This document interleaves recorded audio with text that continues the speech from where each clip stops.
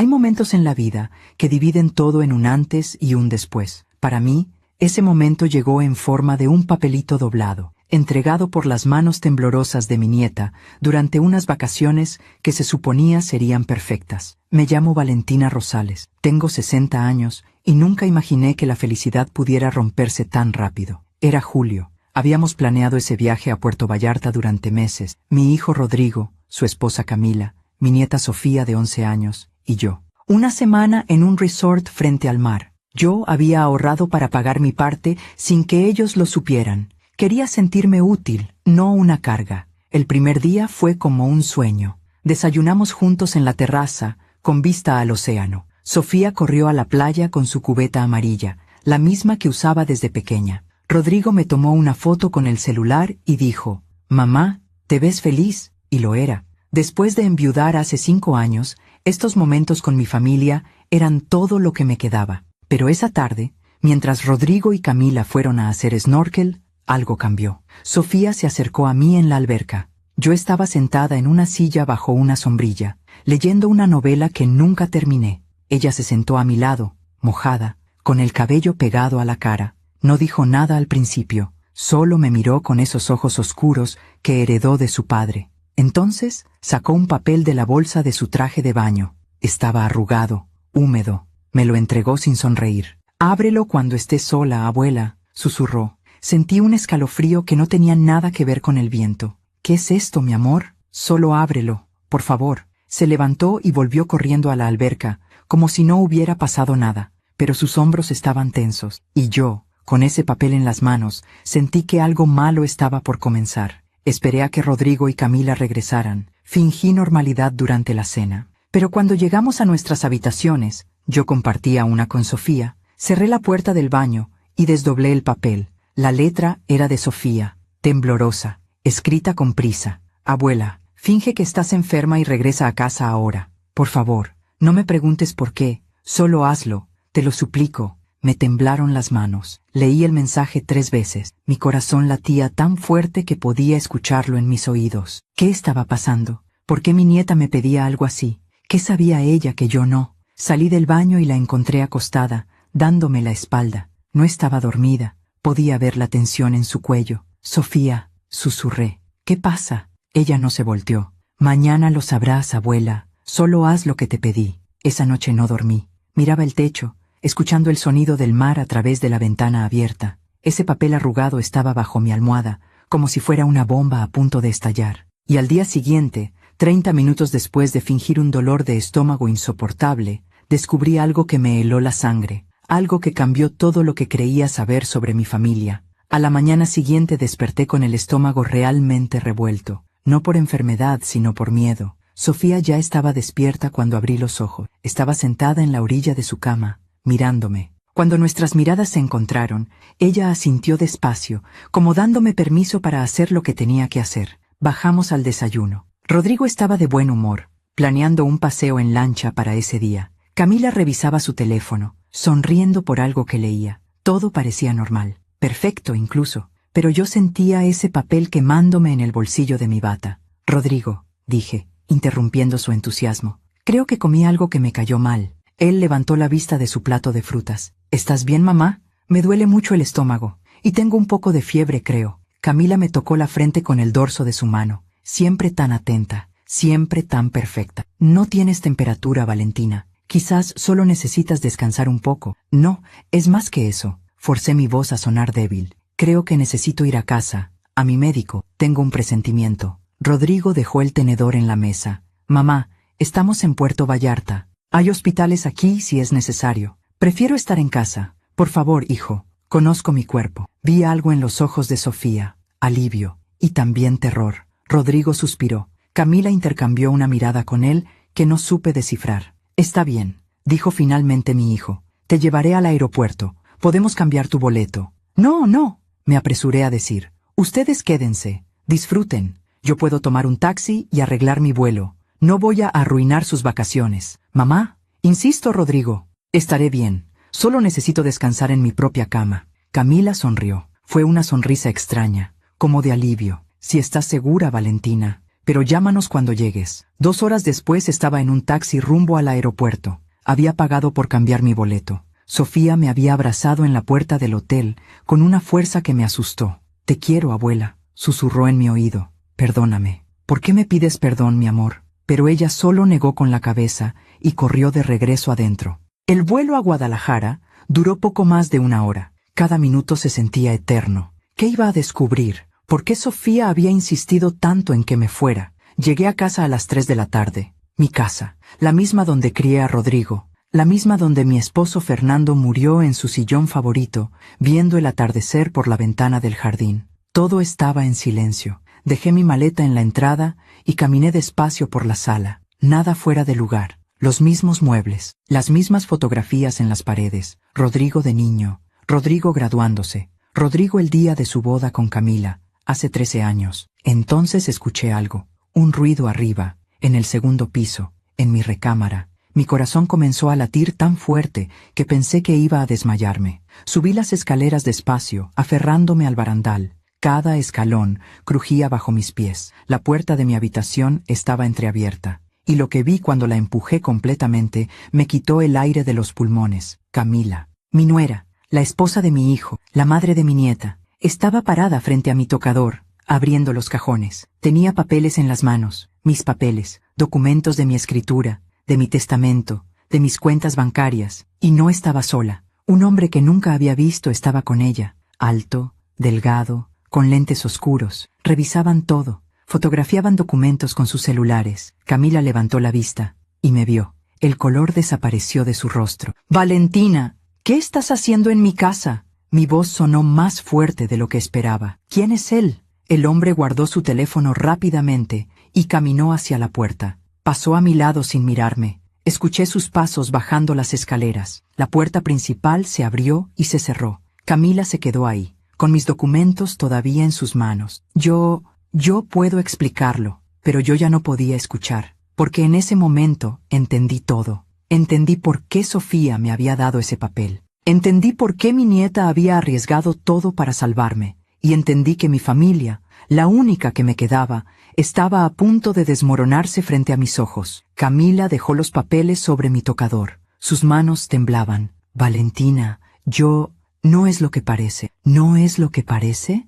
Repetí sus palabras como si fueran de otro idioma. «Estás en mi casa, en mi recámara, revisando mis documentos privados, con un desconocido. ¿Qué parte no es lo que parece?». Ella se pasó las manos por el cabello, ese gesto que siempre hacía cuando estaba nerviosa. Lo había visto 1000 veces en estos 13 años, cuando Sofía tuvo fiebre alta, cuando Rodrigo perdió su trabajo hace 3 años, cuando mi esposo murió y ella lloró en mis brazos. ¿Cómo podía ser la misma persona? «Siéntate, por favor», dijo con voz suave. «Déjame explicarte. No quiero sentarme. Quiero que me digas qué hacías aquí». Camila respiró profundo. Miró hacia la ventana, como buscando las palabras correctas, o quizás buscando una mentira que pudiera sostener. «Rodrigo y yo estamos pasando por un momento difícil económicamente. Lo sé, me lo han dicho, por eso pagué la mitad de este viaje». «Sí, y te lo agradecemos, pero es más serio de lo que les hemos contado». Ella se sentó en la orilla de mi cama, donde dormí con Fernando durante 35 años. «Rodrigo tiene deudas, muchas, de un negocio que salió mal. Estamos a punto de perder nuestra casa». Sentí que algo se aflojaba en mi pecho. Preocupación maternal. Rodrigo era mi hijo, mi único hijo. ¿Por qué no me lo dijeron? «Yo puedo ayudar». Camila levantó la vista. Había algo en sus ojos que no pude descifrar. «Porque sabíamos que dirías eso. Pero tú también tienes gastos, Valentina. Tu pensión no es mucha. Esta casa es grande y vieja. Necesita reparaciones constantes. Eso lo decido yo, Camila. Es mi dinero, mi casa. Lo sé. Ella se frotó las sienes. «Pero pensamos que tal vez podrías vendernos la casa, a nosotros, a un precio justo, por supuesto. Y tú podrías mudarte con nosotros. Sofía estaría feliz de tenerte más cerca». Sentí como si el piso se moviera bajo mis pies. ¿Venderles mi casa? ¿O ponerla a nuestro nombre, para evitar problemas legales en el futuro, para que cuando ya no estés, no haya complicaciones con herederos o impuestos? «Yo estoy perfectamente bien de salud, Camila. Y Rodrigo es mi único heredero. ¿Qué complicaciones?». Ella no respondió de inmediato, y en ese silencio empecé a entender. «¿Quién era ese hombre?», pregunté. «Un asesor financiero, un amigo, Nos está ayudando a organizar todo. ¿Organizar qué exactamente? Valentina, por favor, no lo hagas más difícil de lo que ya es. Yo no estoy haciendo nada difícil. Tú entraste a mi casa sin permiso, revisaste mis cosas, fotografiaste mis documentos. Necesitábamos saber cuánto vale todo, para hacer números, para ver si es viable. Me senté entonces, no porque quisiera, sino porque mis piernas no me sostenían más. ¿Rodrigo sabe que estás aquí? Camila miró hacia otro lado. Él está de acuerdo con la idea de que nos vendas la casa, pero no sabía que yo vendría hoy. Pensó que tenías razón sobre tu malestar estomacal. ¿Y Sofía? ¿Ella cómo supo? El rostro de Camila se endureció. Sofía escuchó cosas que no debía, conversaciones entre Rodrigo y yo. Ella te adora, Valentina. Es muy protectora contigo, a veces demasiado. Algo en su tono me erizó la piel. ¿Qué quieres decir con demasiado? Solo que es una niña, y las niñas no entienden las complejidades de la vida adulta. No entienden que a veces hay que tomar decisiones difíciles. Me levanté entonces, la miré directo a los ojos. Quiero que te vayas de mi casa, Camila. Valentina, ahora. Ella se puso de pie, alisó su blusa, recuperó esa compostura perfecta que siempre la caracterizaba. Voy a llamar a Rodrigo, él te va a explicar mejor. Quizás conmigo no quieras escuchar, pero con tu hijo será diferente. Puedes llamar a quien quieras, pero sal de mi casa. Camila caminó hacia la puerta, se detuvo en el marco y me miró una última vez. Piénsalo, Valentina. Piensa en Sofía, en su futuro, en su educación. Ella va a entrar a la secundaria. Necesitamos darle lo mejor. Sofía tiene lo mejor. Tiene a una abuela que la ama. Una abuela no puede pagarle la universidad. Y con esas palabras salió de mi habitación. Escuché sus pasos bajando las escaleras, la puerta cerrándose, el motor de un auto alejándose. Me quedé ahí, de pie, en medio de mi recámara. Los documentos seguían sobre mi tocador, desordenados, evidencia de una invasión, de una traición. Tomé mi teléfono. Tenía 3 llamadas perdidas de Rodrigo, pero no lo llamé. En cambio, marqué otro número, uno que no había usado en años, el de Miguel Andrade, el abogado que había hecho el testamento de Fernando, porque ahora entendía que esto no era solo sobre dinero, esto era sobre algo mucho más oscuro. Y si Sofía había sentido la necesidad de advertirme, era porque mi nieta sabía algo que yo todavía no había descubierto, algo que estaba a punto de cambiar todo lo que creía saber sobre mi familia. Miguel Andrade contestó al tercer timbrazo. Licenciado, soy Valentina Rosales, viuda de Fernando Rosales. Señora Valentina, por supuesto que la recuerdo. ¿Cómo está usted?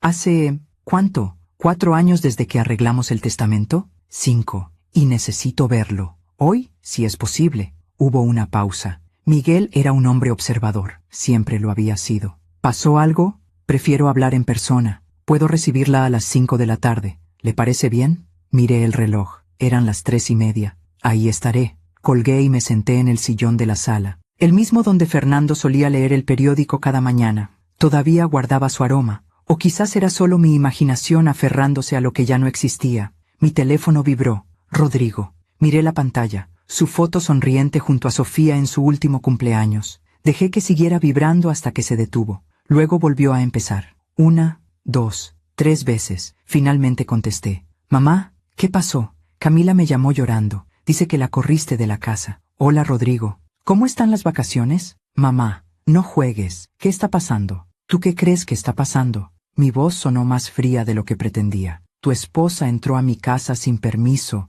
revisó mis documentos privados, con un extraño. Ella me lo explicó. Fue un malentendido. ¿Un malentendido? Mamá, escucha. Sé que se ve mal, pero teníamos que hacer números. Necesitábamos saber si la venta de tu casa podía salvarnos. Sentí un dolor agudo en el pecho, no físico. Era algo peor. Rodrigo, tú eres mi hijo. Si necesitas ayuda me la pides. Conversamos. No envías a tu esposa a hurgar entre mis cosas como si yo ya estuviera muerta. No fue así. Dios, mamá, siempre dramatizas todo. Esas palabras me cortaron más que cualquier cuchillo. ¿Yo dramatizo? Sí, siempre ha sido así. Desde que papá murió, todo es un drama. No puedes aceptar que la vida sigue, que nosotros tenemos problemas reales, problemas de adultos. Cerré los ojos, respiré profundo. Rodrigo, tengo 60 años. He criado un hijo sola después de que tu padre murió. He mantenido esta casa. He cuidado de mí misma sin ser una carga para nadie. No soy una dramática. Soy una mujer que merece respeto. Lo sé, mamá. Y te respetamos. Por eso te estamos pidiendo ayuda. ¿Pidiendo o tomando? Silencio del otro lado. Mira, continuó Rodrigo con un tono más suave, más calculado. Sé que fue un error que Camila fuera sin avisarte. Ella está muy estresada. Yo estoy muy estresado. Debemos 200,000 pesos. Si no los conseguimos en 3 meses, perdemos nuestra casa. Sofía tendría que cambiar de escuela. Todo se vendría abajo. 200,000 pesos. Era mucho dinero. Pero yo tenía ahorros. Tenía esta casa, valuada en casi 2 millones. Tenía la pensión de Fernando y la mía. ¿Por qué no me lo dijeron antes? Porque sabíamos que ibas a querer ayudar, y no queríamos ponerte esa carga. Pero si quieren que les venda mi casa, no venderla, ponerla a nuestro nombre, para protegerla, para que cuando tú, bueno, ya sabes, para que no haya problemas legales, para que todo quede en familia. Había algo en su manera de decirlo, una frialdad, una premura. Rodrigo, yo estoy sana, puedo vivir 20 años más. Claro, mamá, nadie está diciendo lo contrario, pero su tono decía exactamente lo contrario. ¿Y si yo no quiero vender? ¿Y si prefiero prestarte el dinero? Otra pausa. Es más complicado que eso. Las deudas están a nombre de la empresa. Necesitamos algo más grande, un aval, una garantía. ¿Mi casa como garantía? Algo así. Me levanté del sillón, caminé hacia la ventana. El jardín estaba descuidado. Las bugambilias necesitaban poda. Fernando siempre se encargaba de eso. Rodrigo, necesito tiempo para pensar. No tenemos tiempo, mamá. Los acreedores están presionando. ¿Cuánto tiempo? Semanas, tal vez días. ¿Días? Mi voz subió sin que pudiera controlarla. ¿Y me llevan de vacaciones mientras planean esto? No lo planeamos así. La oportunidad del viaje surgió, y pensamos que sería bueno para todos, para despejarnos, o para tenerme lejos mientras Camila revisaba mis cosas. Basta, mamá, ya basta con esa paranoia. Y ahí estaba, la rabia, la verdadera cara detrás de la súplica. Quiero hablar con Sofía, dije. Sofía está en la alberca. Búscala. Mamá, búscala, Rodrigo, ahora. Escuché ruidos, pasos, la voz de Rodrigo llamando a Sofía a lo lejos, voces confusas, y luego, finalmente, la voz de mi nieta. Abuela, mi amor, ¿estás bien? Sí, su voz sonaba pequeña, asustada. ¿Tú estás bien? Estoy bien, gracias por avisarme. Silencio. Escuché a alguien decir algo en el fondo, probablemente Camila. Abuela, yo...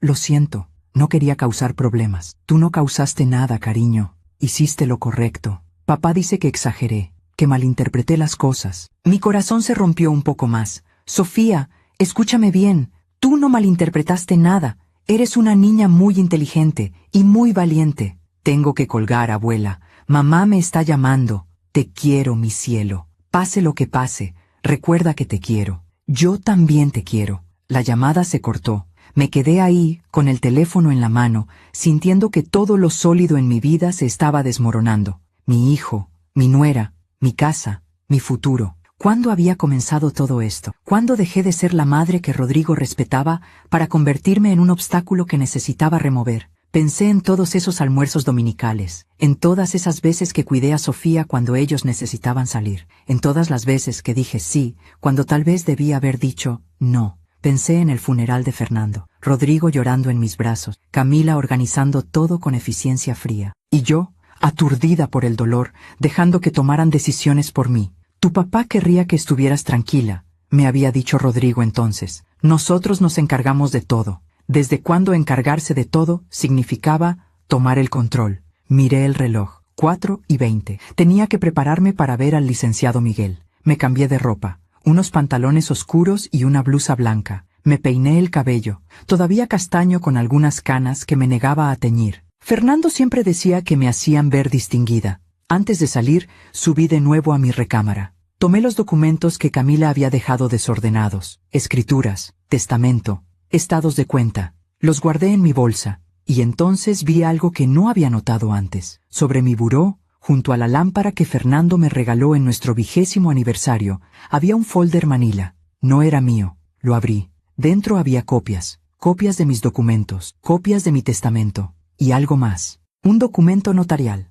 a medio llenar, con mi nombre, con la dirección de esta casa, un poder legal, para transferir la propiedad. Ya tenían el formato listo. Solo faltaba mi firma. Sentí que el mundo se inclinaba. Me senté en la cama porque mis piernas no me sostenían. No estaban planeando pedirme la casa, estaban planeando tomarla. Y de repente entendí por qué Sofía había estado tan asustada. Ella había visto este documento. Ella había escuchado conversaciones. Ella sabía que algo estaba terriblemente mal, y había arriesgado todo para salvarme. Guardé el documento en mi bolsa, cerré la casa con llave, me subí a mi auto con las manos temblando. Mientras conducía hacia el despacho de Miguel Andrade, una pregunta me martillaba la cabeza una y otra vez. ¿En qué momento mi familia había decidido que yo era más valiosa muerta que viva? Mientras manejo por las calles de Guadalajara, pienso en cuántas mujeres habrán pasado por esto. ¿Cuántas habrán confiado demasiado? ¿Tú también te has decepcionado de alguien que amabas? Cuéntame tu historia en los comentarios. Quiero leerte. A las 5 en punto estaba en el despacho de Miguel.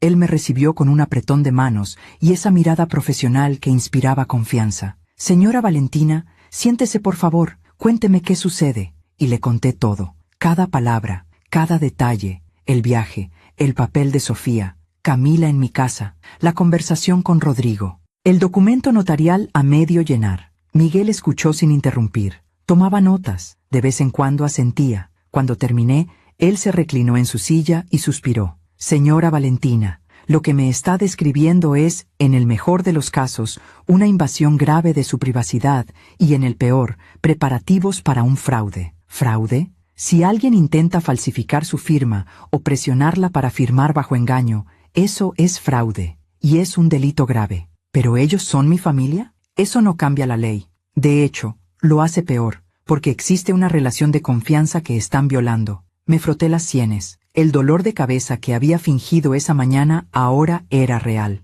¿Qué puedo hacer? Miguel se inclinó hacia adelante. Primero vamos a proteger sus bienes. Voy a hacer unas anotaciones preventivas en el registro público. Nadie podrá transferir su propiedad sin su consentimiento explícito ante notario. ¿Eso es legal? Completamente. Y es prudente. Segundo, necesito que me deje ese documento que encontró. Es evidencia. Y tercero, hizo una pausa. ¿Usted todavía confía en su hijo? Esa pregunta me desarmó. Es mi hijo, dije simplemente. Eso no es lo que le pregunté. Miré por la ventana del despacho. El atardecer pintaba el cielo de naranja y rosa, los mismos colores que Fernando amaba. No lo sé, admití finalmente. Ya no sé qué pensar. Miguel asintió con comprensión. Entonces, hagamos esto. Protejamos sus bienes mientras usted decide qué quiere hacer con su familia. No tiene que tomar decisiones drásticas ahora, pero tampoco puede quedarse indefensa. ¿Y si ellos descubren que vine con usted? Ese es su derecho, señora Valentina.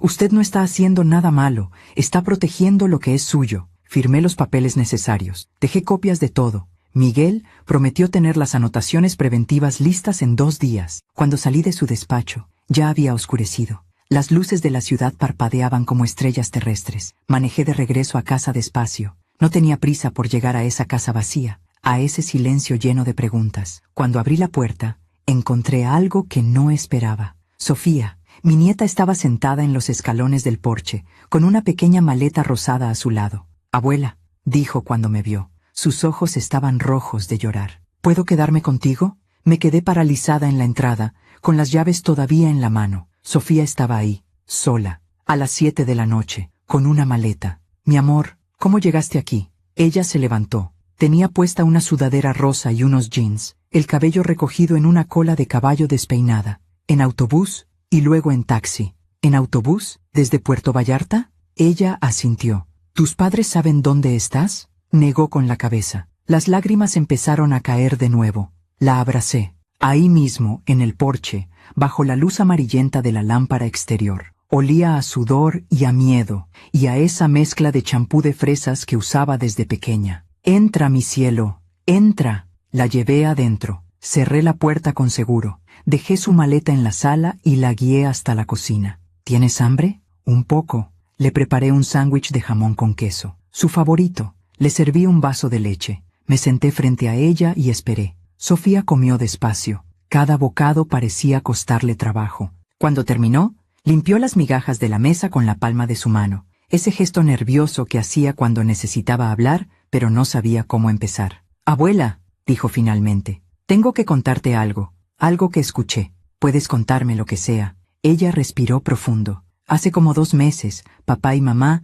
tuvieron una pelea muy fuerte. Yo estaba arriba, haciendo tarea, pero los escuché gritar. Casi nunca gritan. Entonces me asomé por las escaleras. Hizo una pausa. Tomó un trago de leche. Papá decía que ya no podía más, que iba a perder todo, que sus socios lo iban a demandar, y mamá le dijo que había una solución, que tú tenías esta casa, que valía mucho dinero. Sentí un nudo en la garganta pero no dije nada. Necesitaba que Sofía terminara. Papá dijo que no, que tú eres su mamá, que no podía hacerte eso, pero mamá le dijo que tú estabas sola, que no tenías a nadie más que a nosotros, que era mejor que la casa quedara en familia antes de que pasara algo. ¿Antes de que pasara algo? Sofía bajó la mirada. Mamá dijo que las personas de tu edad, que podían enfermarse, que podían tener accidentes, que era mejor prevenir. Las palabras flotaron en el aire como veneno. ¿Y tu papá qué dijo? Se quedó callado mucho rato, y luego dijo, está bien, pero tiene que ser de buena manera, no quiero que mi mamá sufra. Y mamá le dijo que iba a ser fácil, que solo necesitaban que firmaras unos papeles, que tú ni siquiera ibas a darte cuenta de lo que significaban. Cerré los ojos. Cada palabra era un puñal. Sofía, ¿por qué no me dijiste esto antes? Porque tenía miedo, miedo de que fuera mi culpa, de que yo hubiera entendido mal. Pero después empecé a ver cosas. ¿Qué cosas? Mamá hablaba por teléfono con alguien. Siempre se encerraba en su recámara. Un día la escuché decir, en 3 meses máximo, te lo prometo, la casa va a estar a nuestro nombre. Y después, hace como 2 semanas, vi que papá estaba llenando unos documentos en la computadora. Cuando me acerqué, cerró la pantalla rápido, pero alcancé a ver tu nombre, abuela, y la dirección de esta casa. Sofía empezó a llorar otra vez, y luego planearon el viaje, y yo escuché cuando mamá le dijo a papá, es perfecto, la llevamos con nosotros, la distraemos, y mientras tanto alguien revisa la casa para ver exactamente qué hay. Y papá dijo, no sé, Camila, me siento mal, pero mamá le dijo, Rodrigo, o hacemos esto o perdemos todo. ¿Eso es lo que quieres? ¿Que Sofía nos vea fracasar? Mi nieta me miraba con esos ojos llenos de culpa, como si ella fuera responsable de las decisiones de sus padres. Por eso te di el papel, porque sabía que mamá iba a aprovechar ese día para venir, y no quería que te pasara algo malo, no quería que te robaran, abuela. La volví a abrazar, esta vez más fuerte. Tú no hiciste nada malo, Sofía, todo lo contrario, me salvaste. Pero ahora, ¿qué va a pasar? Papá y mamá están enojadísimos. Mamá me dijo que yo era una traidora, que arruiné todo, que por mi culpa íbamos a perder la casa. ¿Te dijo eso? Sofía asintió entre sollozos, y papá no me defendió. Solo dijo que me calmara, que no entendía las cosas de adultos, pero yo sí entiendo, abuela. Entiendo que querían quitarte tu casa, entiendo que eso está mal. Me levanté, caminé hacia la ventana. Afuera, el jardín estaba oscuro. Las bugambilias eran solo sombras contra el cielo. ¿Y por eso te viniste? Mamá dijo que en cuanto regresáramos a Guadalajara, iba a venir a hablar contigo, a convencerte, y que yo no podía interferir, que me iba a dejar con la vecina todo el día si era necesario. Pero yo no quiero que te convenzan de nada, abuela. Esta casa es tuya. El abuelo Fernando la compró para ti. Me lo dijiste 1000 veces. Tenía razón. Fernando había trabajado toda su vida para pagar esta casa. Cada ladrillo tenía su sudor, cada ventana, su amor. ¿Tus padres saben que estás aquí? Les dejé una nota. Dije que me iba contigo, que no iba a dejar que te hicieran daño. Sofía, ellos deben estar preocupadísimos. Que se preocupen. Como yo me preocupé cuando los escuchaba planear cómo quitarte todo. Había una rabia en su voz que no era propia de una niña de 11 años. Era una rabia justa, una rabia que yo misma estaba empezando a sentir. Mi amor, aunque tus papás hayan hecho cosas malas, siguen siendo tus papás. Te aman, no como tú me amas, abuela. Esas palabras me rompieron. Me senté de nuevo a su lado. Le tomé las manos. Estaban frías. Escúchame bien. Vamos a resolver esto. No sé cómo todavía, pero lo vamos a resolver. Por ahora, tú te quedas conmigo. Y mañana hablo con tus padres. ¿Les vas a dar la casa? No. ¿Les vas a prestar dinero? No lo sé. Pero lo que sí sé es que nadie me va a presionar para tomar decisiones. Y nadie va a usar a mi nieta como chantaje emocional. Sofía se abrazó a mí. Y en ese momento, sentí algo que no había sentido en mucho tiempo. Claridad. Durante años me había hecho pequeña. Había dicho que sí cuando quería decir no. Había cedido para mantener la paz. Había aceptado migajas de atención de mi hijo porque tenía miedo de quedarme completamente sola. Pero ahora, con Sofía temblando entre mis brazos, entendí algo fundamental. No estaba sola. Tenía a esta niña valiente que había arriesgado todo por protegerme. Y tenía algo más importante. Tenía dignidad.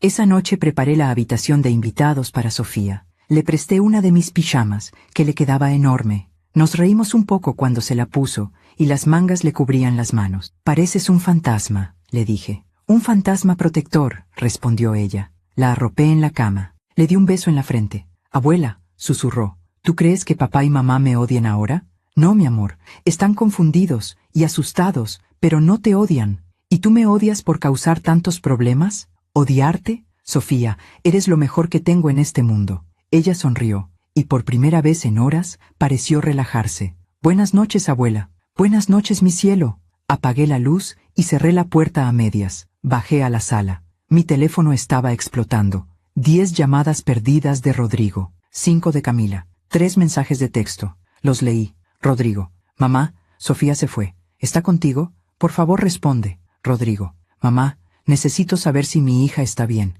No juegues con esto». Camila: «Valentina, por favor, dile a Sofía que la amamos, que todo va a estar bien. Solo queremos que vuelva». Escribí un solo mensaje. «Sofía está conmigo. Está bien. Mañana hablamos». Inmediatamente el teléfono empezó a sonar. Rodrigo. No contesté. En cambio, abrí la libreta donde Fernando solía anotar sus reflexiones. La guardaba en el cajón de la mesa de centro. Pasé las páginas hasta encontrar una que él había escrito poco antes de morir. Decía: «Valentina, si algún día te sientes perdida, recuerda esto. Lo más valioso que tenemos no es esta casa, no es el dinero. Es la capacidad de mirarnos al espejo y saber que vivimos con dignidad.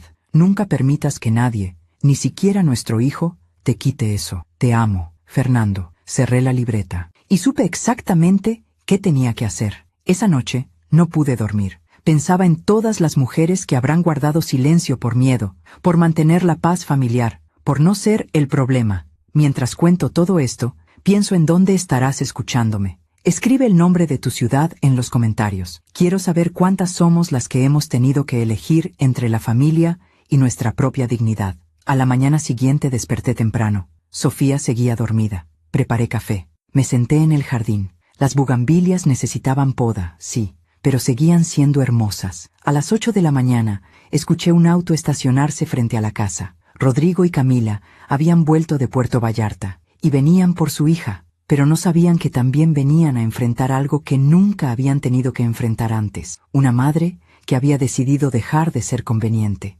Escuché las puertas del auto cerrarse. 2 puertas. Pasos apresurados en el camino de piedra que llevaba a la entrada principal. No me moví del jardín. Seguí sentada en la silla de mimbre donde Fernando solía tomar su café cada mañana. El mismo lugar donde me había propuesto matrimonio hace 42 años. Bajo este mismo cielo que ahora se teñía de un azul pálido con el amanecer. Tocaron a la puerta. Insistente. Desesperado. «Mamá, abre». Tomé el último sorbo de mi café. Dejé que se enfriara en mi lengua. Luego me levanté, alicé mi bata y caminé despacio hacia la puerta. Cuando abrí, Rodrigo y Camila estaban ahí. Él se veía demacrado, con ojeras profundas y la ropa arrugada. Ella mantenía esa compostura perfecta, pero había algo salvaje en sus ojos. Miedo, rabia contenida. «¿Dónde está mi hija?», preguntó Rodrigo sin siquiera saludar. «Buenos días, Rodrigo». «Buenos días, Camila». «Mamá, no es momento para formalidades. ¿Dónde está Sofía?»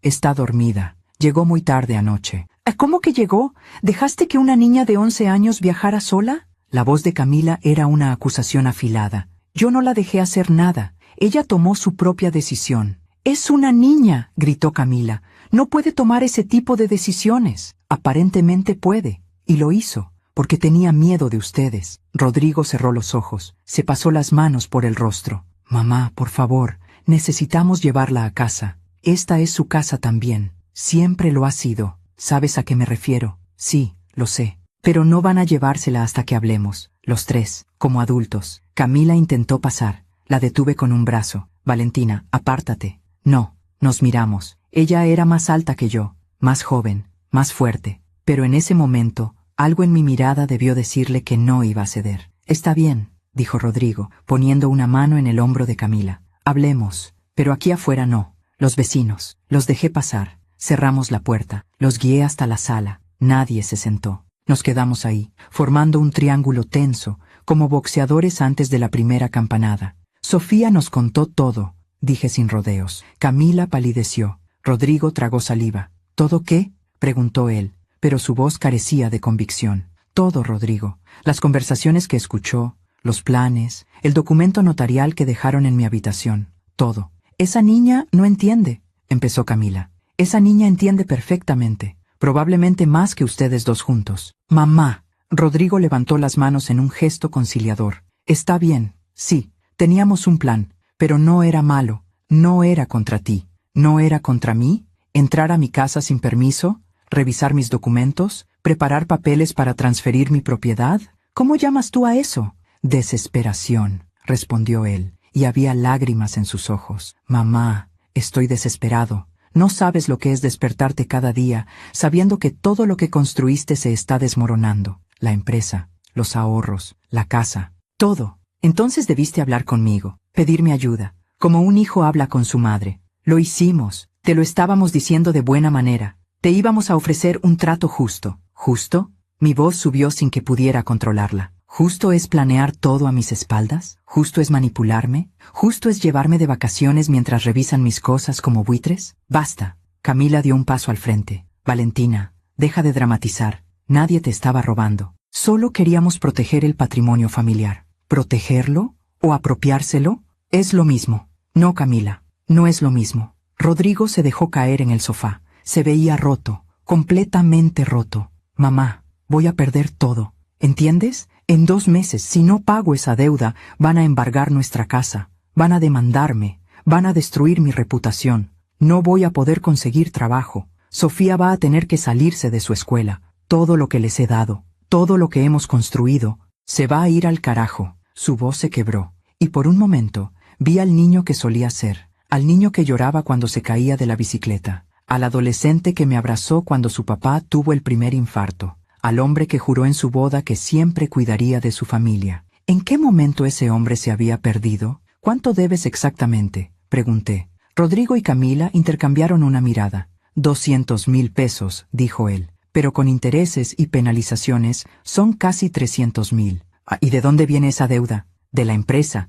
Invertí en un proyecto que no salió. Los socios se retiraron. Me dejaron solo con todo el pasivo. ¿Y la casa de ustedes? ¿Está hipotecada? Sí, y ya no podemos pagar la hipoteca tampoco. ¿Cuánto deben del crédito hipotecario? 700,000 pesos. Todavía. Hice cuentas mentales. 1,000,000 de pesos en total. Era mucho dinero. Demasiado. ¿Y pensaron que tomando mi casa podían resolver todo? No tomándola, aclaró Camila rápidamente. Vendiéndola, o usándola como garantía para un nuevo préstamo. Esta casa vale 2 millones de pesos, Valentina. Tal vez más. Con eso podríamos liquidar todo y empezar de nuevo. ¿Y yo? ¿Dónde quedaría yo en ese empezar de nuevo? Con nosotros, dijo Rodrigo. Mamá, la idea siempre fue que vivieras con nosotros, que no estuvieras sola en esta casa tan grande, que Sofía te tuviera cerca, que fuéramos una familia que me quita mi casa, una familia que te integra. Me senté entonces, en el sillón de Fernando, el que nadie más usaba porque todos sabían que era su lugar. Déjenme ver si entiendo,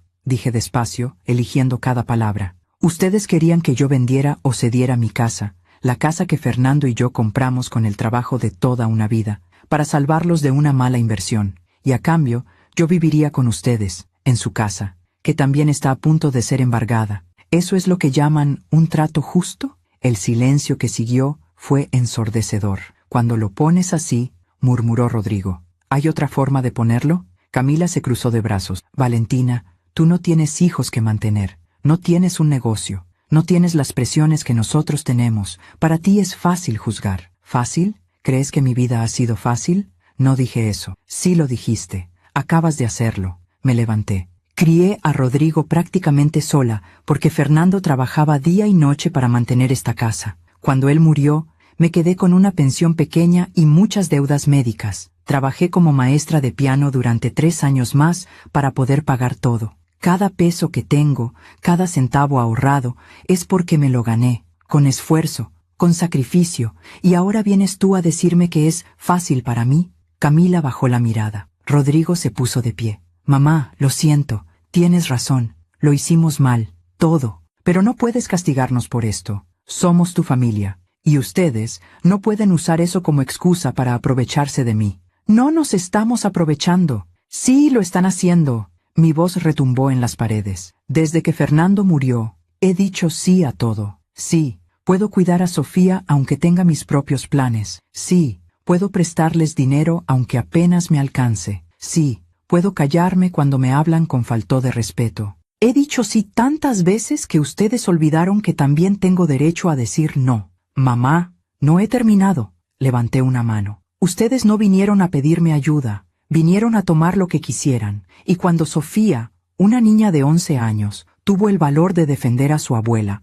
ustedes la llamaron traidora. ¿Cómo se atreven? Camila dio un paso atrás. Por primera vez, la vi sin esa máscara de perfección. Vi miedo, verdadero miedo. Ella no debió meterse en cosas de adultos, murmuró. Ella se metió porque los adultos estaban haciendo cosas que no debían. Valentina, por favor. Rodrigo se acercó a mí. No quiero pelear, no quiero perderte. Eres mi mamá, te amo, y sé que lo hicimos mal, pero estoy asustado. Tengo tanto miedo de perder todo que hice cosas que nunca pensé que haría. Lo miré a los ojos, esos ojos que eran iguales a los de Fernando, y vi la verdad ahí. Sí estaba asustado, sí estaba desesperado, pero el miedo no justificaba la traición. Rodrigo, yo también tengo miedo. Tengo miedo de envejecer y perder mi independencia. Tengo miedo de ser una carga. Tengo miedo de que un día ustedes decidan que soy un estorbo y me metan en un asilo. Y lo que hicieron, planear todo esto a mis espaldas, me confirmó que ese miedo era real.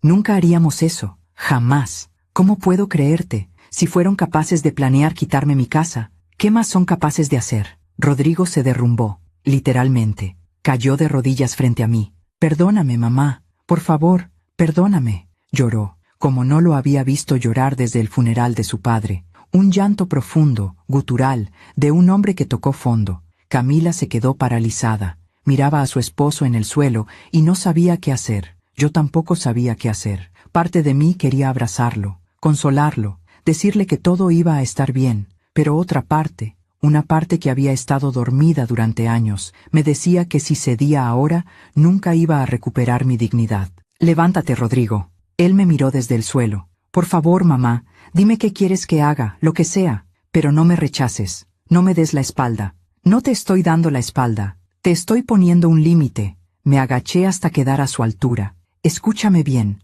Voy a ayudarte, pero no de la manera que ustedes planearon. Sus ojos se iluminaron con esperanza. Voy a prestarte 100,000 pesos. Es todo lo que puedo darles sin comprometer mi propia seguridad. Pueden usarlo para negociar con sus acreedores, para ganar tiempo. Pero mi casa no está en la mesa. Mi casa no es parte de ninguna negociación. ¿Entendido? Sí, sí, mamá. Gracias, gracias. Y hay condiciones, las que sean. Primera, van a firmar un documento legal reconociendo que es un préstamo, no un regalo, un préstamo que van a pagar cuando puedan, sin intereses, pero van a pagarlo. Rodrigo asintió. Segunda, van a ir a terapia familiar, los tres, tú, Camila y Sofía, porque esto no se arregla solo con dinero. Hay cosas rotas aquí que necesitan sanarse. Camila abrió la boca para protestar, pero Rodrigo la detuvo con una mirada. De acuerdo, dijo él. Y tercera, Sofía se queda conmigo una semana. Necesita espacio, necesita sentirse segura, y ustedes necesitan entender que ella no es un arma que puedan usar contra mí ni yo contra ustedes. Es una niña, y merece estar en un hogar donde no tenga que elegir bandos. Rodrigo se levantó, me abrazó, fuerte, demasiado fuerte. Gracias, mamá. No sabes lo que esto significa. Sí lo sé. Significa que todavía soy tu madre. Pero también significa que ya no voy a permitir que me traten como un recurso que pueden explotar. Camila se acercó. Por primera vez desde que la conocí, la vi vulnerable. Valentina, yo lo siento. De verdad, nunca quise hacerte daño. Solo quería salvar a mi familia. Tu familia incluye a Sofía, y ella no se sentía segura. ¿No te dice eso algo? Camila asintió. Una lágrima rodó por su mejilla. Lo voy a arreglar, te lo prometo. No me lo prometas a mí. Prométeselo a ella. En ese momento, escuchamos pasos en las escaleras. Los tres volteamos. Sofía estaba ahí, a mitad de las escaleras, con mi pijama enorme cubriéndole todo el cuerpo. Había escuchado todo. Mami, papi, Rodrigo subió corriendo. La cargó. Ella era casi demasiado grande para eso, pero se dejó. Hundió su rostro en el hombro de su padre y lloró. Lo siento, princesa. Lo siento mucho. Camila también subió. Los tres se abrazaron ahí, en las escaleras. Yo me quedé abajo, mirándolos, y sentí algo extraño. No era felicidad, no todavía, pero tampoco era el dolor agudo que había sentido estos últimos días. Era algo parecido a la paz, a la certeza de haber hecho lo correcto aunque doliera. Abuela, Sofía me llamó desde los brazos de su padre. ¿De verdad me puedo quedar contigo esta semana? Claro que sí, mi amor. ¿Y podemos hacer galletas? ¿Como antes? Las que tú quieras. Ella sonrió, y en esa sonrisa vi algo que me llenó el corazón. Vi que, a pesar de todo, todavía había esperanza. Aún me pregunto si hice lo correcto al ayudarlos después de todo lo que hicieron. ¿Y tú? ¿Qué habrías hecho en mi lugar? ¿Les habrías dado otra oportunidad o habrías cerrado la puerta para siempre? Déjame tu respuesta en los comentarios. Rodrigo y Camila se quedaron una hora más. Hablamos de los detalles prácticos, del préstamo, de las terapias, de cómo íbamos a reconstruir la confianza. Antes de irse, Rodrigo me abrazó una última vez. Mamá, sé que te decepcioné, pero voy a recuperar tu confianza, te lo juro. No me lo jures a mí, Rodrigo, demuéstramelo. Asintió y salió. Camila se quedó un momento más. Me miró con esos ojos que ahora parecían diferentes, más humanos, menos calculadores. Valentina, yo crecí en una familia donde todo era transacción. Mi padre nos enseñó que el amor se demuestra con éxito, con dinero, con logros. Nunca aprendí que está bien pedir ayuda sin tener que manipular para conseguirla. Pero voy a aprender. Por Sofía, por Rodrigo y por ti. No supe qué responder, así que solo asentí. Cuando se fueron, cerré la puerta y me recargué en ella. Sofía estaba en la cocina, sirviéndose un vaso de jugo. ¿Abuela? Sí, mi amor. Gracias por no odiarlos. Yo nunca podría odiar a tu papá. Es mi hijo. Pero tampoco voy a permitir que me falten al respeto. Hay una diferencia. Lo sé. Ella bebió su jugo. ¿De verdad vamos a hacer galletas? ¿De verdad? ¿Las de chispas de chocolate? Las que tú quieras. Sofía sonrió. Y por primera vez en días, yo también sonreí. Esa tarde, mientras mezclábamos harina y azúcar, mientras el olor dulce llenaba la cocina, mientras Sofía me contaba sobre su escuela y sus amigas, entendí algo fundamental. La familia no es quien te usa, la familia es quien te valora. Y a veces, la familia que eliges, la que te elige, es más fuerte que la que comparte tu sangre. Esa noche, cuando Sofía se durmió, me senté en el jardín otra vez. Las bugambilias seguían necesitando poda, pero mañana las arreglaría. Mañana empezaría a reconstruir, no solo el jardín, no solo la relación con Rodrigo, sino a mí misma, la mujer que casi pierdo en el camino, la mujer que Fernando amó, la mujer que merecía respeto. Esa mujer todavía estaba aquí, y no iba a volver a desaparecer. La primera noche que Sofía se quedó conmigo, después de que sus padres se fueron, la escuché llorar. Eran casi las 2 de la madrugada. Yo estaba despierta, como tantas noches desde que Fernando murió. La casa hace ruidos diferentes en la oscuridad, crujidos, suspiros, como si también extrañara su presencia. Me levanté y caminé descalza hasta la habitación de invitados. Toqué suave. ¿Sofía? Estoy bien, abuela. Pero su voz temblaba. Abrí la puerta. Ella estaba acurrucada bajo las cobijas, abrazando la almohada. ¿Puedo pasar? Asintió. Me senté en la orilla de su cama. Le acaricié el cabello, ese gesto que hacía desde que era bebé. ¿Quieres contarme qué pasa? Extraño mi casa, aunque sé que no debería. ¿Por qué no deberías? Porque allá todo estaba mal. Papá y mamá peleaban, había gritos, había mentiras, pero era mi casa, mi cuarto, mis cosas. Es normal extrañar lo familiar, mi amor, aunque no fuera perfecto. ¿Tú extrañas al abuelo? La pregunta me tomó por sorpresa. Hacía meses que Sofía no mencionaba a Fernando. Todos los días, aunque ya no esté, especialmente porque ya no está. Sofía se volteó para mirarme. Sus ojos brillaban en la penumbra. ¿Crees que papá y mamá se van a divorciar? Ahí estaba, el verdadero miedo. No lo sé, cariño, pero si lo hacen, no será tu culpa. Mamá dijo que yo arruiné todo, que si no hubiera abierto mi boca, ustedes estarían bien. Sentí una oleada de rabia, pero la contuve. Sofía, mírame, tu mamá estaba enojada, dijo cosas que no debió decir, pero nada de esto, absolutamente nada, es tu culpa. Los adultos toman decisiones, y los adultos son responsables de las consecuencias, no los niños. Pero yo fui la que te dio el papel, yo arruiné su plan. Tú me protegiste, hay una diferencia enorme. ¿Y si ahora papá pierde todo por mi culpa? Si tu papá pierde algo, será por sus propias decisiones, no por las tuyas. Ella se quedó callada un momento. Abuela, ¿tú crees que soy mala hija? Esa pregunta me partió el corazón en dos. Eres la mejor hija que podrían tener. Y algún día, cuando seas mayor, vas a entender que lo que hiciste fue un acto de amor. Amor hacia mí, y también amor hacia ellos, aunque ahora no lo vean. ¿Cómo puede ser amor si los hice sufrir? Porque a veces amar es decir la verdad, aunque duela, aunque cueste. Sofía se abrazó a mí, y lloramos juntas, ella por su familia rota, yo por mi hijo perdido en sus propios errores. Esa noche dormimos juntas en la cama de invitados, como cuando era pequeña y tenía miedo de los truenos. Los siguientes días establecimos una rutina. Yo despertaba temprano, preparaba el desayuno, huevos revueltos, frijoles refritos, tortillas calientes, las cosas que Fernando amaba y que yo había dejado de cocinar porque me parecía un desperdicio hacerlas solo para mí. Pero ahora tenía a Sofía. Ella bajaba en pijama, con el cabello revuelto, y se sentaba en la mesa de la cocina. Me contaba sus sueños, yo le contaba los míos, planes para el día, cosas simples. Hoy vamos a podar las bugambilias, le dije un martes. ¿Yo también? Tú especialmente. Necesito tu ayuda. Sus ojos se iluminaron. Trabajamos en el jardín toda la mañana. Sofía aprendió a cortar las ramas secas sin lastimar las nuevas. Aprendió que a veces hay que quitar lo muerto para que lo vivo pueda crecer. Es como nosotras, ¿verdad, abuela? Dijo, limpiándose el sudor de la frente. ¿Qué quieres decir? A veces hay que cortar lo que nos hace daño, para poder crecer. 11 años, y ya entendía lo que a mí me tomó 60 a aprender. Rodrigo llamaba todos los días. Al principio, conversaciones incómodas, llenas de silencios pesados. ¿Cómo está Sofía? ¿Está bien? ¿Comiendo bien? ¿Durmiendo mejor? ¿Te está dando problemas? Para nada. Es un ángel. Mamá, ¿podemos hablar de lo que pasó? Ya hablamos, Rodrigo. No realmente. Tú pusiste tus condiciones. Yo las acepté. Pero nunca hablamos de cómo me siento yo.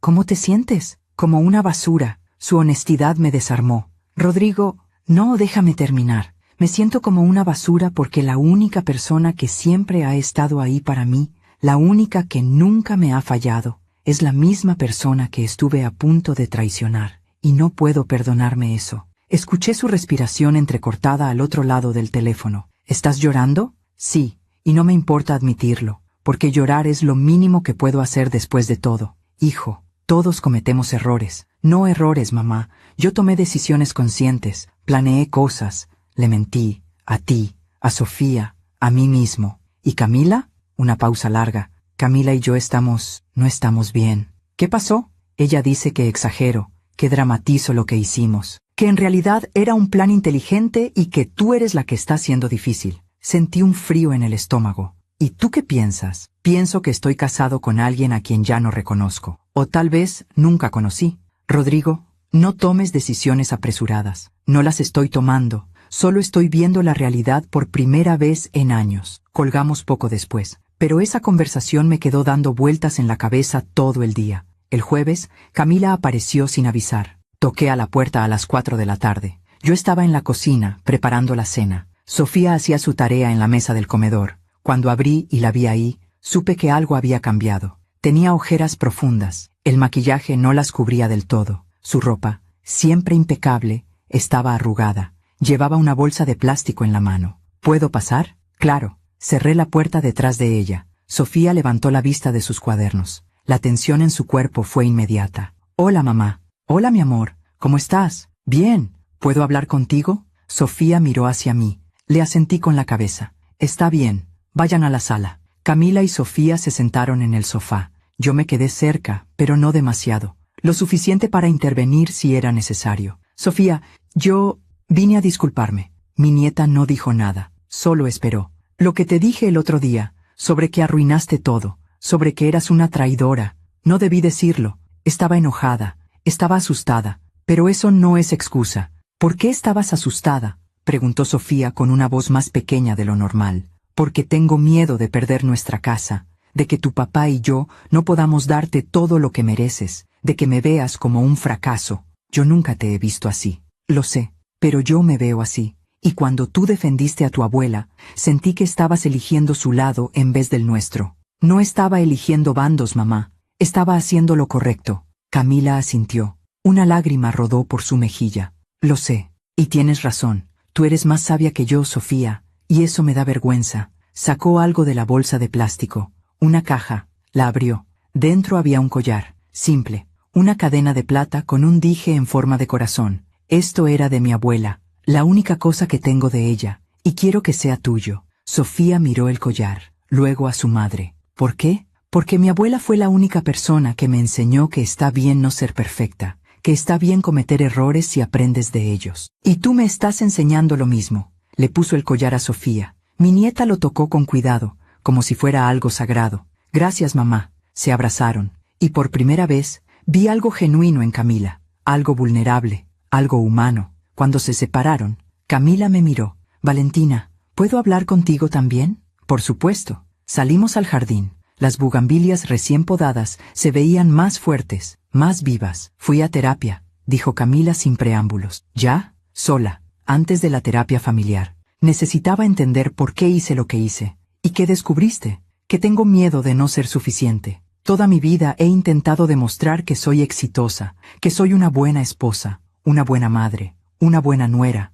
pero en el proceso perdí de vista quién soy realmente. ¿Y quién eres? No lo sé, pero quiero averiguarlo. Caminamos un poco. El sol comenzaba a ponerse. El cielo se teñía de naranja y rosa. Valentina, sé que no merezco tu perdón. Sé que lo que hice fue imperdonable. Pero quiero que sepas algo. ¿Qué? Cuando vi el miedo en los ojos de Sofía, cuando entendí que mi hija tenía más miedo de mí que confianza, algo se rompió dentro de mí, y me di cuenta de que estaba repitiendo los mismos patrones con los que crecí. Mi madre siempre me hizo sentir que su amor era condicional, que tenía que ganarme su aprobación, y sin darme cuenta, estaba haciendo lo mismo con Sofía. Pero todavía estás a tiempo de cambiarlo. ¿Tú crees? Sé que sí, porque hoy viniste, te disculpaste, le diste algo valioso. Esos son actos de amor real. Camila se limpió las lágrimas con el dorso de la mano. Rodrigo y yo nos estamos separando temporalmente. Mi corazón se hundió. ¿Qué? No es un divorcio.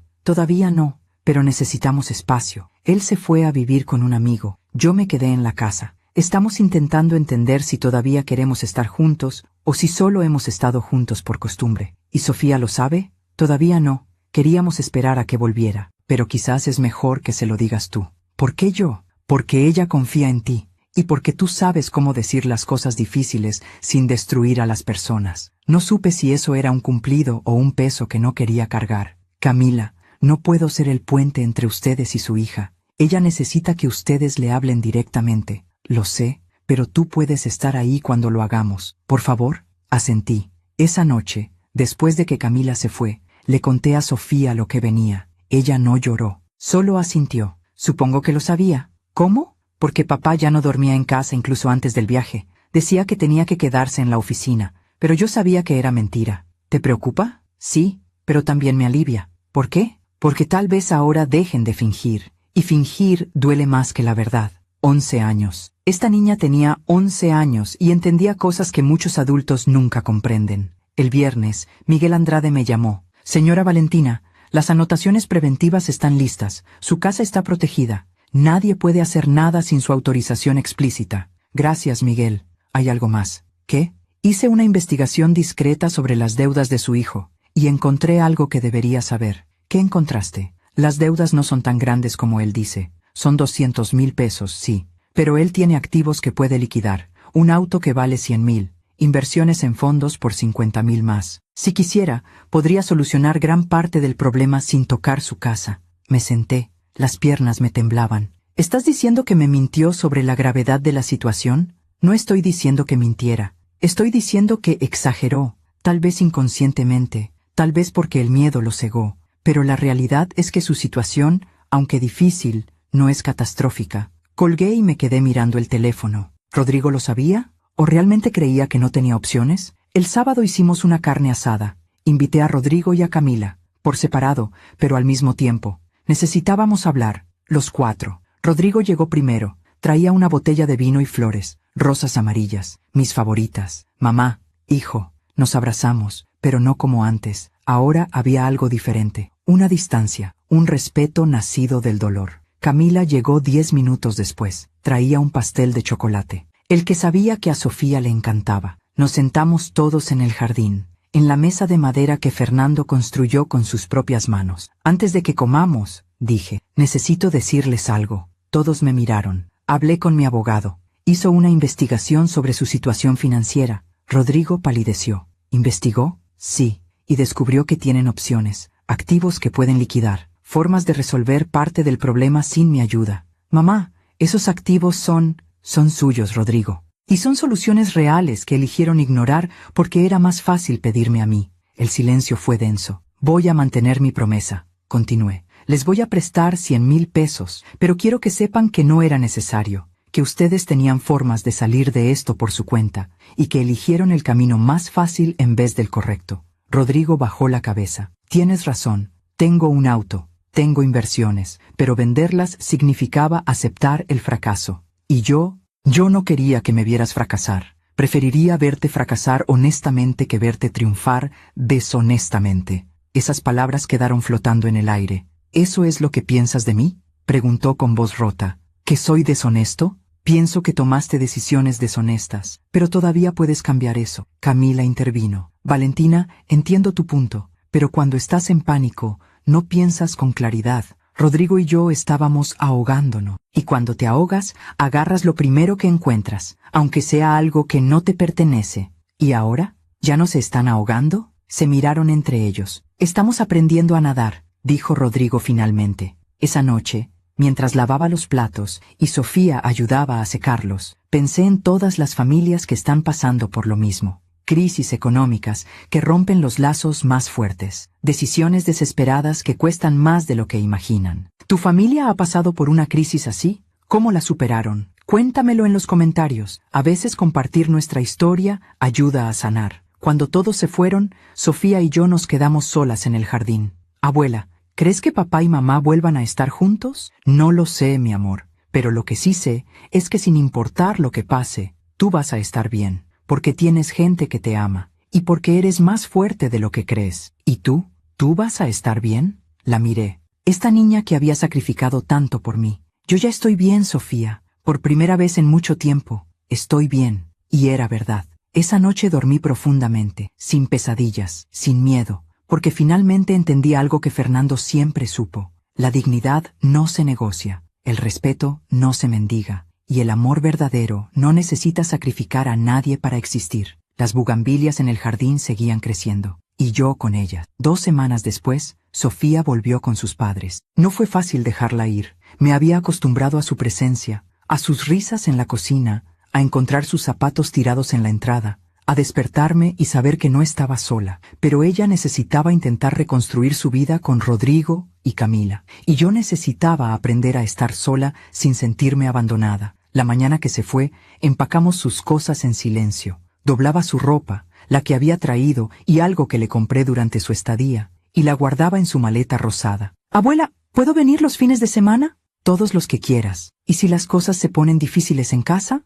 Entonces me llamas, a la hora que sea, aunque sea de madrugada, especialmente si es de madrugada. Ella sonrió, pero había tristeza en sus ojos. Cuando Rodrigo llegó a recogerla, el abrazo que nos dimos en la puerta fue largo, demasiado largo, como si ambas supiéramos que algo había cambiado para siempre entre nosotras. No de mala manera. Simplemente había una profundidad que no existía antes, un pacto silencioso, una promesa de protección mutua. Te amo, abuela, y yo a ti, mi cielo, más de lo que las palabras pueden decir. Se fueron. La casa quedó vacía, pero no de la manera dolorosa que esperaba, sino de una manera tranquila, contemplativa. Caminé por cada habitación, toqué las paredes, las mismas paredes que habían escuchado mis risas con Fernando, mis llantos cuando murió, mis conversaciones con Sofía. Esta casa no era solo madera y cemento, era historia, era memoria, era identidad, y casi la pierdo. Esa tarde recibí una llamada inesperada. ¿Señora Valentina Rosales? Sí, soy yo. Habla el licenciado Arturo Mendoza del Banco del Bajío. Tenemos registrada una solicitud de préstamo con garantía hipotecaria sobre su propiedad ubicada en... ¿Qué solicitud? Una solicitud presentada hace 3 semanas por el señor Rodrigo Rosales Medina, quien figura como su hijo y supuesto apoderado legal. Yo nunca le di poder legal a mi hijo para nada relacionado con esta casa. Silencio del otro lado. Señora, tengo aquí una copia de un documento notarial fechado el 15 de agosto, donde usted supuestamente le otorga poder amplio y suficiente. Eso es imposible. Yo nunca firmé algo así. ¿Está usted segura? Completamente segura. Más silencio. Señora Rosales, creo que necesita contactar a un abogado inmediatamente. Esto podría ser un caso de falsificación de documentos. Colgué con las manos temblando. 15 de agosto. 3 semanas antes del viaje a Puerto Vallarta. 3 semanas antes de que Sofía me diera ese papel. Llamé a Miguel Andrade. Licenciado, necesito verte. Ahora. 1 hora después estaba en su despacho. Le conté todo. La llamada del banco, las fechas, los detalles. Miguel revisó sus archivos en la computadora. Señora Valentina, hay algo que no le dije porque no quería alarmarla innecesariamente. Pero cuando hice la investigación sobre las deudas de su hijo, también revisé movimientos recientes en el registro público. Y hay un intento de inscripción de un poder notarial a nombre de Rodrigo Rosales, con fecha del 15 de agosto. Pero no se completó porque la firma no coincidía exactamente con la que tenemos registrada en sus escrituras anteriores. Sentí que el mundo se inclinaba. ¿Estás diciendo que intentaron falsificar mi firma? Eso parece. ¿Rodrigo? ¿O alguien cercano a él? Cerré los ojos. Respiré profundo. ¿Qué puedo hacer? Legalmente, puede presentar una denuncia por falsificación de documentos. Es un delito grave. Su hijo podría enfrentar cargos penales. ¿Y si no quiero hacer eso? Entonces puede simplemente bloquear cualquier intento futuro, hacer una declaración formal ante notario de que cualquier documento previo con su supuesta firma es fraudulento. Eso protegerá su patrimonio sin necesariamente destruir a su hijo. Pero él sabría que yo sé lo que hizo. Sí, y tendría que enfrentarlo. Sí. Me quedé callada un largo rato. Miguel esperó pacientemente. Quiero hacer la declaración formal, dije finalmente. Pero antes necesito hablar con Rodrigo. Cara a cara. Necesito escucharlo admitir lo que hizo. ¿Está segura? Podría negarlo. Entonces, seguiré adelante con la denuncia. Pero necesito darle la oportunidad de ser honesto. Miguel asintió. Como usted diga. Pero vaya con cuidado, señora Valentina. A veces las personas desesperadas hacen cosas impredecibles. Esa noche llamé a Rodrigo. Hijo, necesito verte. Claro, mamá. ¿Cuándo? Mañana. En mi casa. A las 3 de la tarde. ¿Pasó algo? Necesitamos hablar. Mamá, me estás asustando. Mañana, Rodrigo. Ven solo. Sin Camila. Sin Sofía. Está bien. Colgué. No dormí esa noche. Di vueltas en la cama, ensayando lo que iba a decir. ¿Cómo iba a decirlo? Tratando de prepararme para ver la verdad en los ojos de mi hijo. Rodrigo llegó puntual. Traía un suéter gris y jeans. Se veía cansado. Más viejo de lo que sus 37 años indicaban. Hola, mamá. Hola, hijo. Siéntate. Se sentó en el sofá. Yo me quedé de pie frente a él. Necesitaba tener esa ventaja, aunque fuera simbólica. ¿Qué pasa?, preguntó. Recibí una llamada del Banco del Bajío. Vi cómo el color desaparecía de su rostro. Mamá, déjame terminar. Me llamaron para confirmar una solicitud de préstamo con garantía hipotecaria sobre mi casa. Una solicitud que supuestamente yo autoricé mediante un poder notarial firmado el 15 de agosto. Yo puedo explicar. ¿Puedes? Porque me encantaría escuchar cómo explicas por qué intentaste falsificar mi firma para hipotecar mi casa sin mi consentimiento. Él se puso de pie. No fue así. No fue mi idea. ¿De quién fue entonces? Mamá, yo estaba desesperado. Camila conocía a alguien, un gestor. Dijo que podía ayudarnos, que podía conseguir el préstamo sin que tú tuvieras que preocuparte. Yo firmé los papeles, pero no sabía que iban a falsificar tu firma. Te lo juro. ¿No lo sabías? ¿O no quisiste saberlo? Se quedó callado. Rodrigo, mírame a los ojos y dime la verdad. ¿Sabías que iban a falsificar mi firma o no? Él me miró, y en ese momento vi la respuesta antes de que hablara. Lo sospeché, admitió con voz quebrada. El gestor me dijo que necesitaba una copia de tu identificación y una firma de referencia. Le di todo. Y cuando me preguntó si tú estabas de acuerdo, yo dije que sí. Dije que habíamos hablado, que tú estabas en proceso de darme el poder, pero que necesitábamos adelantarlo por los tiempos del banco. Sentí como si me hubieran golpeado en el estómago. ¿Mentiste? ¿En mi nombre? No era mentira. No realmente. Porque yo pensé que eventualmente tú aceptarías, que cuando vieras lo grave de la situación, entenderías. ¿Y si no aceptaba? Silencio. ¿Qué ibas a hacer si yo no aceptaba, Rodrigo? No lo sé. Supongo que esperaba que no te enteraras hasta que ya estuviera hecho. Esas palabras me cortaron más profundo que cualquier cuchillo. ¿Ibas a robarme mi casa? No era robar. Era usar un recurso que estaba ahí, que eventualmente iba a ser mío de todas formas. Se detuvo. Demasiado tarde. Las palabras ya estaban afuera. ¿Eventualmente iba a ser tuyo? Repetí lentamente. ¿Te refieres a cuando yo muera? Él cerró los ojos. No lo dije así, pero lo pensaste, Rodrigo. Y lo peor es que tomaste decisiones basadas en eso, como si yo ya estuviera muerta, como si mi vida, mi voluntad, mi dignidad, no importaran porque de todas formas, eventualmente, todo iba a ser tuyo. Mamá, por favor, ¿cuándo? Pregunté. ¿Cuándo dejé de ser tu madre para convertirme en un obstáculo, en un recurso que administrar? Nunca pensé en ti así, ¿no? Porque tus acciones dicen exactamente eso. Rodrigo se dejó caer en el sofá. Se cubrió el rostro con las manos. No sé qué pasó conmigo. No sé en qué me convertí. Yo sí lo sé. Te convertiste en alguien que pone el dinero por encima de las personas, que pone el éxito por encima de la integridad. Y no te culpo solo a ti. Yo también tuve que ver en eso. Levantó la vista. ¿Tú? Sí, porque te enseñé a ser complaciente. Te enseñé que el amor se demuestra resolviendo problemas. Que ser buen hijo significaba nunca decirme que no. Y sin darme cuenta, te convertí en alguien que no sabe enfrentar sus propios fracasos sin buscar a quién responsabilizar o de quién aprovecharse. Mamá, no digas eso. Es la verdad. Y la verdad duele, pero también libera. Me senté a su lado. No lo toqué. Todavía no podía. Rodrigo, voy a hacer una declaración formal ante notario. Voy a dejar en claro que cualquier documento con mi supuesta firma que no haya sido firmado personalmente ante notario es fraudulento. ¿Vas a denunciarme? No, aunque podría, aunque tal vez debería. Entonces, voy a darte una última oportunidad, pero con condiciones que no son negociables, las que sean. Primera, vas a confesar todo a Camila, todo. No solo la parte donde tú eres la víctima, la parte donde fuiste cómplice, la parte donde pusiste en riesgo mi patrimonio sin mi consentimiento. Él asintió. Segunda, vas a liquidar tus activos, el auto, las inversiones, todo lo que tengas, y vas a pagar tus deudas sin mi dinero. Pero dijiste que me ibas a prestar. Cambié de opinión, porque ahora entiendo que prestarte dinero sería facilitarte seguir evadiendo la responsabilidad. Necesitas tocar fondo, Rodrigo. Necesitas sentir el peso de tus decisiones. Voy a perder la casa, tal vez. O tal vez encuentres otra forma, pero esa no es mi responsabilidad. ¿Y Sofía? Ella va a sufrir. Sofía ya sufrió. Cuando tuvo que elegir entre protegerme o ser leal a sus padres, cuando tuvo que cargar con secretos que no le correspondían.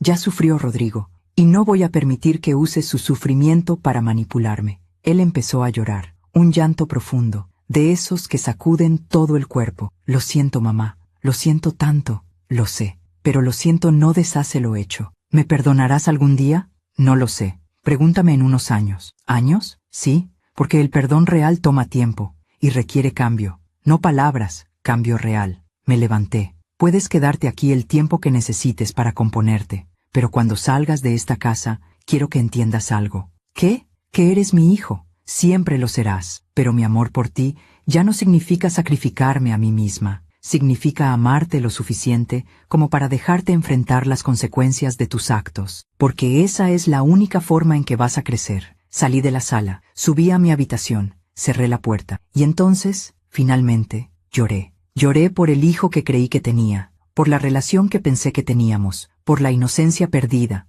por la confianza rota, pero también lloré de alivio, porque por primera vez en mi vida había elegido mi dignidad por encima de la comodidad, había elegido la verdad por encima de la paz falsa, y aunque dolía, Dios, cómo dolía, sabía que era lo correcto. Esa noche, cuando Rodrigo finalmente se fue, me senté en el jardín. Las bugambilias estaban floreciendo, rosas, fucsias, blancas, un festival de color contra el cielo oscuro. Fernando siempre decía que las bugambilias eran resistentes, que podías cortarlas, podarlas, incluso casi matarlas, y aún así volvían, más fuertes, más hermosas. ¿Ves, amor? Le dije al aire. Tenías razón, otra vez. Mi teléfono sonó. Era un mensaje de Sofía. Abuela, papá llegó a casa llorando. ¿Están bien? Respondí. Estamos bien, mi cielo. A veces las personas necesitan llorar para empezar a sanar. Tu papá y yo vamos a estar bien.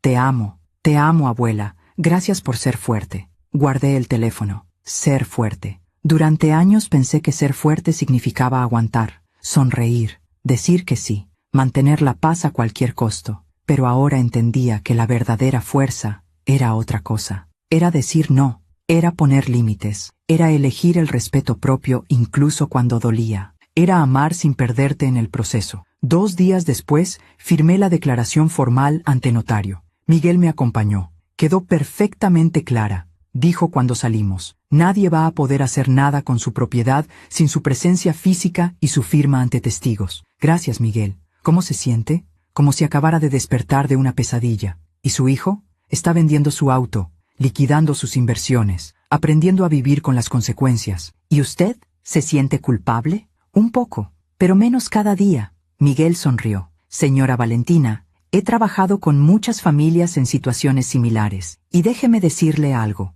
Lo que usted hizo, poner límites, exigir respeto, negarse a ser víctima, es lo más valiente que he visto en mucho tiempo. No me siento valiente. Los valientes nunca lo hacen. Por eso son valientes. Una semana después Camila llamó. Valentina, ¿podemos hablar? Claro. Rodrigo me contó todo. Sobre el intento de falsificar tu firma. Sobre el préstamo. Todo. Y estoy furiosa. Con él. Pero también conmigo. Porque yo lo empujé por ese camino. Yo fui la que insistió en que había que hacer lo que fuera necesario. Yo fui la que contactó al gestor. Lo sé. ¿Lo sabías? Lo sospeché. Silencio al otro lado. ¿Vas a denunciarme? No. ¿Por qué no? Porque denunciarte no me devolvería lo que perdí. Y porque, extrañamente, creo que estás aprendiendo. Al igual que Rodrigo. No merezco tu compasión. No es compasión. Es agotamiento. Estoy cansada de pelear. Estoy cansada de ser la víctima. Quiero vivir, Camila. Simplemente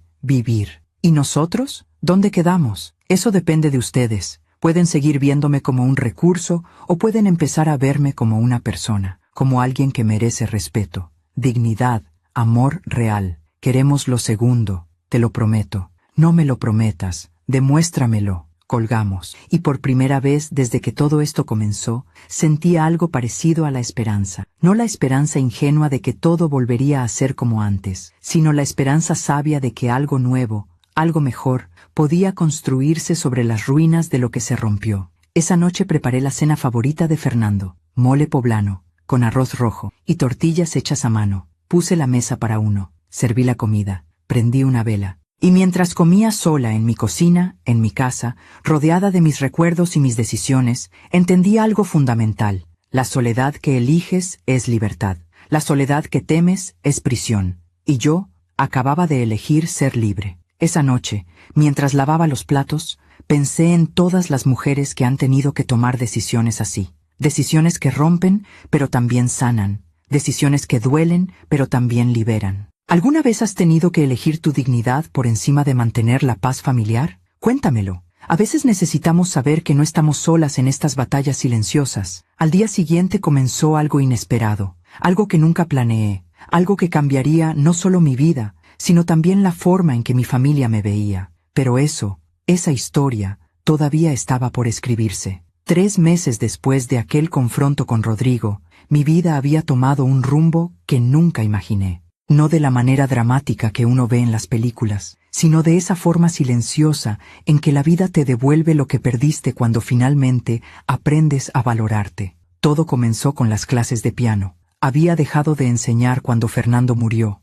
Me parecía que no tenía sentido, que mi música había muerto con él. Pero una tarde, mientras limpiaba el estudio, ese cuarto que había estado cerrado durante 5 años, encontré las partituras que él amaba. Chopin, Debussy, Satie. Me senté al piano, toqué una nota, luego otra, y de repente estaba tocando el Claro de Luna de Debussy, la pieza que toqué el día que conocí a Fernando en aquella fiesta universitaria hace más de 40 años. Cuando terminé, tenía lágrimas en las mejillas, pero no eran lágrimas de tristeza, eran lágrimas de reencuentro. Al día siguiente publiqué un anuncio en el periódico local y en un grupo de Facebook del vecindario. Maestra de piano con 35 años de experiencia, ofrece clases particulares, todos los niveles. Primera clase gratis. En 2 días tenía 5 solicitudes. En una semana tenía 10 estudiantes. Y por primera vez desde que Fernando murió, tenía un propósito que no dependía de nadie más.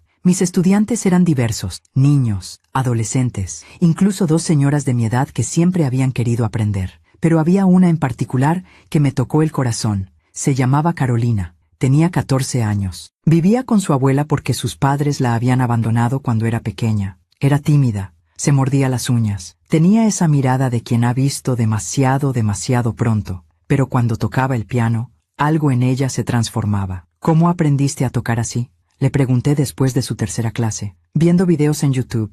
Pero nunca tuve un piano de verdad. Solo un teclado viejo que mi abuela compró en una venta de garage. ¿Y por qué quieres aprender? Ella se quedó callada un momento. Porque cuando toco, no pienso en nada más. No pienso en que mis papás no me quisieron. No pienso en que somos pobres. Solo soy yo y la música. Le tomé las manos. Carolina, la música no es un escape. Es un regreso a quien realmente eres. Ella sonrió. Y en esa sonrisa vi algo de Sofía. Esa misma fortaleza escondida detrás de la vulnerabilidad.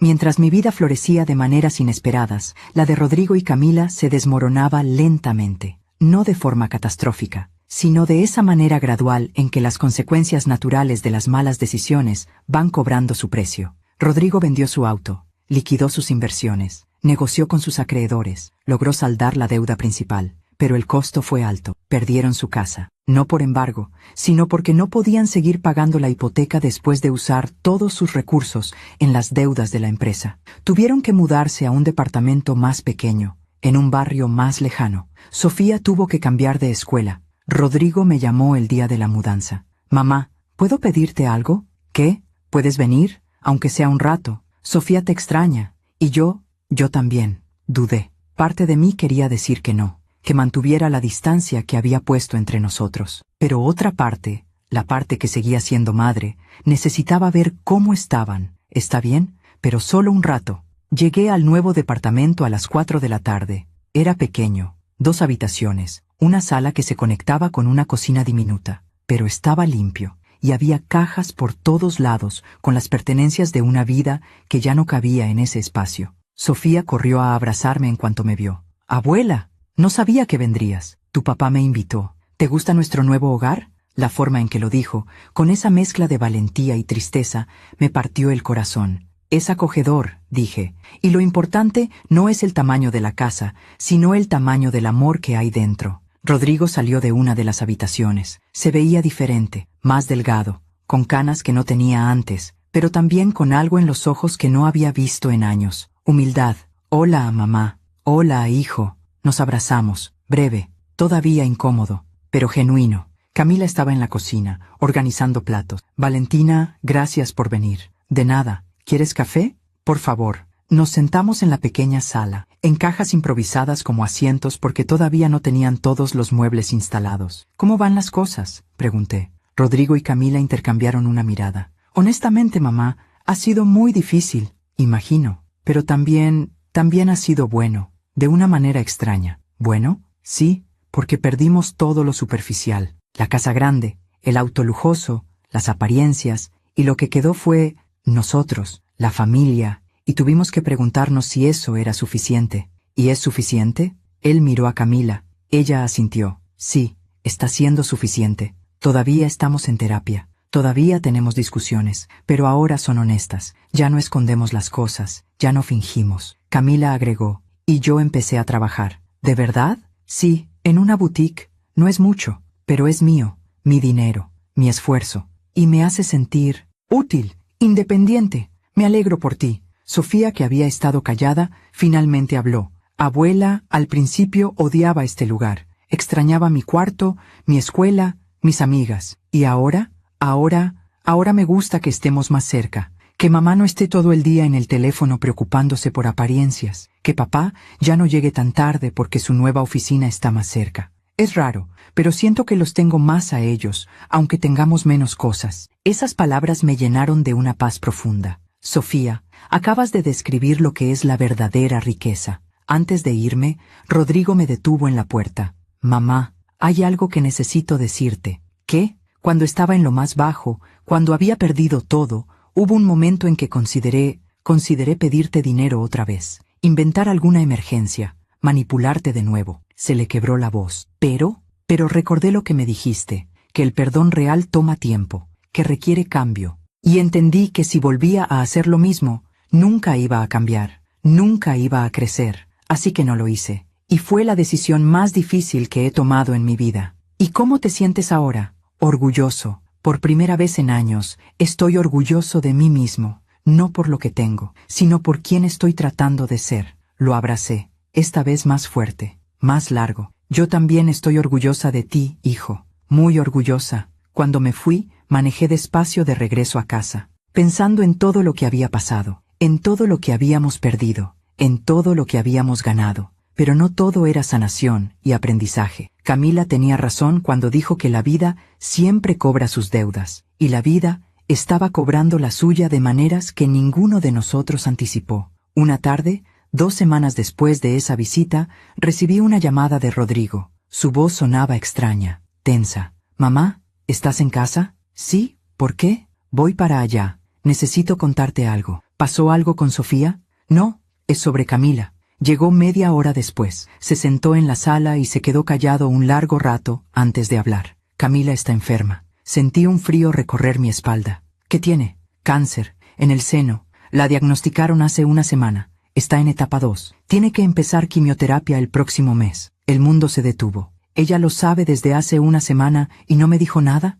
«No quería preocuparte. Dijo que ya te habíamos causado suficiente dolor». «Rodrigo, eso es una tontería. Ella es la madre de tu hija, es parte de esta familia». «Lo sé, por eso te estoy diciendo ahora». «¿Cómo está ella?» «Asustada, pero tratando de ser fuerte. Por Sofía, por mí». «¿Y el tratamiento? ¿Tienen seguro?» «Tenemos seguro básico, cubre parte, pero no todo. Los medicamentos más efectivos no están incluidos, y necesitamos como 150,000 pesos adicionales para el tratamiento completo». Ahí estaba. La vida poniendo a prueba todo lo que había aprendido. ¿Iba a ayudar después de todo lo que había pasado? ¿Me estás pidiendo dinero?, pregunté directamente. Rodrigo me miró a los ojos. «No, no te estoy pidiendo nada. Te estoy contando lo que está pasando, porque eres parte de esta familia y porque creo que mereces saber. Pero no espero que hagas nada, mamá.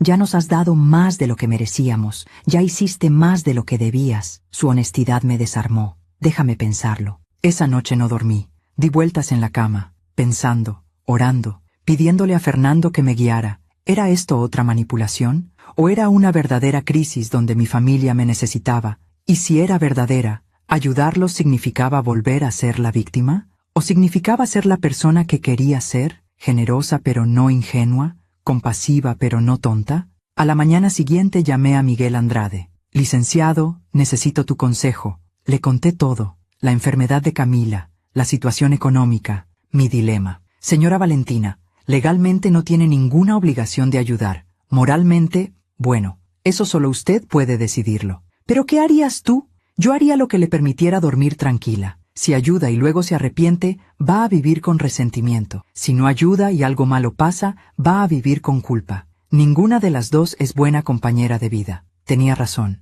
Esa tarde llamé a Rodrigo. «Hijo, dile a Camila que la voy a ayudar». Escuché su respiración entrecortarse. «Mamá, no tienes que...» «No tengo que hacerlo. Quiero hacerlo, pero con condiciones, las que sean. No voy a dar dinero en efectivo. Voy a pagar directamente al hospital. Y quiero todos los recibos, toda la documentación médica. Quiero transparencia total, por supuesto. Y esto no borra lo que pasó. No vuelve a poner las cosas como estaban. ¿Entiendes?» «Sí, mamá. Lo entiendo. Y gracias. Gracias por ser mejor persona de lo que nosotros fuimos contigo». Colgué, y sentí algo inesperado. Paz. No la paz de quien se resigna, sino la paz de quien elige conscientemente, quien tiene poder y decide usarlo con sabiduría. Mientras preparaba la cena esa noche, pensé en cómo la vida tiene formas misteriosas de enseñarnos, a veces a través del dolor, a veces a través de la pérdida. ¿Alguna vez la vida te puso en una situación donde tuviste que elegir entre ayudar a quien te lastimó o proteger tu propio corazón? ¿Qué elegiste? Déjame tu historia en los comentarios. Los siguientes meses fueron difíciles para todos. Camila empezó la quimioterapia, perdió el cabello, perdió peso, perdió ese brillo en los ojos que siempre la caracterizó, pero ganó algo más importante, ganó perspectiva. Una tarde fui a visitarla. Estaba en el sofá del departamento, cubierta con una manta, viendo una película con Sofía. «Valentina», me dijo cuando me vio, «gracias por venir. ¿Cómo te sientes?» «Terrible físicamente, pero bien emocionalmente». «Es raro, ¿verdad? ¿Por qué bien emocionalmente?» «Porque esto me enseñó algo que nunca aprendí antes». «¿Qué?» «Que la vida es frágil, que el control es una ilusión, y que lo único real es el amor. Y yo desperdicié tanto tiempo tratando de controlar, de aparentar, de manipular, cuando lo único que importaba estaba aquí todo el tiempo. Señaló a Sofía, que estaba acurrucada a su lado. Tardé mucho en entenderlo, continué. Tuve que enfrentarme con mi propia mortalidad para darme cuenta de que toda esa casa grande, ese auto lujoso, ese estatus, no significaban nada, nada en absoluto. Camila, no todos aprendemos las lecciones cuando las necesitamos. A veces nos toma años, a veces décadas. Lo importante es que finalmente aprendiste. Ella tomó mi mano. Sé que no merezco tu perdón. Sé que lo que te hice fue imperdonable, pero quiero que sepas algo. ¿Qué? Si sobrevivo a esto, y los doctores dicen que tengo buenas probabilidades, voy a dedicar el resto de mi vida a ser la persona que debí ser desde el principio. No perfecta, pero honesta, no manipuladora, sino genuina. Eso es todo lo que cualquiera puede pedir. 6 meses después del diagnóstico, Camila terminó la quimioterapia. Los resultados fueron buenos. El tumor había reducido. Los doctores estaban optimistas. La vida estaba dándole una segunda oportunidad. Y ella la estaba tomando. Mientras tanto, algo interesante estaba pasando en mi propia vida. Mis clases de piano se habían vuelto más que un trabajo. Se habían convertido en una comunidad. Organicé un pequeño recital en mi sala. Invité a las familias de mis estudiantes. Preparé café y galletas. Carolina tocó El claro de luna, la misma pieza que yo había tocado meses atrás en mi reencuentro con el piano. Cuando terminó, todos aplaudieron. Pero lo más hermoso no fue el aplauso. Fue ver cómo su abuela lloraba de orgullo. Fue ver cómo Carolina se veía a sí misma, tal vez por primera vez, como alguien valioso. Después del recital, su abuela se me acercó. Señora Valentina, no sé cómo agradecerle. Carolina ha cambiado tanto desde que viene con usted. Ella ya tenía el talento. Yo solo le di un espacio para brillar. No, usted le dio algo más importante. Le dio la confianza de creer en sí misma. Esas palabras me quedaron resonando durante días. Una noche, sentada en mi jardín, mirando las bugambilias que ahora estaban en su máximo esplendor, entendí algo profundo. La vida siempre cobra sus deudas, pero no de la manera cruel que esperamos. La cobra enseñándonos. Rodrigo y Camila perdieron su casa, pero ganaron honestidad. Camila enfermó, pero encontró propósito. Yo perdí la ilusión de una familia perfecta, pero gané mi dignidad. Y en ese intercambio, doloroso pero necesario, todos nos volvimos más humanos, más reales, más verdaderos. Esa noche, Sofía me llamó. Abuela, ¿puedo preguntarte algo? Claro, mi amor. ¿Tú crees que todo lo que pasó fue para bien? No sé si fue para bien, pero sí sé que nos hizo mejores. Hay una diferencia. ¿Cuál? Las cosas que pasan para bien son fáciles. Las que nos hacen mejores son difíciles, pero son las únicas que realmente nos transforman. Eres muy sabia, abuela. No, mi cielo, solo soy vieja, y cuando vives suficiente, o aprendes o te amargas. Yo elegí aprender. Yo también quiero elegir eso. Ya lo estás haciendo, Sofía. Ya lo estás haciendo. Colgamos, y yo me quedé ahí, bajo las estrellas, en el jardín que Fernando construyó, en la casa que casi pierdo, rodeada de la vida que casi se desmorona. Pero aquí estaba, todavía de pie, todavía fuerte, todavía yo. Y eso, al final, era todo lo que importaba. Un año después de aquella tarde en que Sofía me entregó el papel arrugado que cambió todo,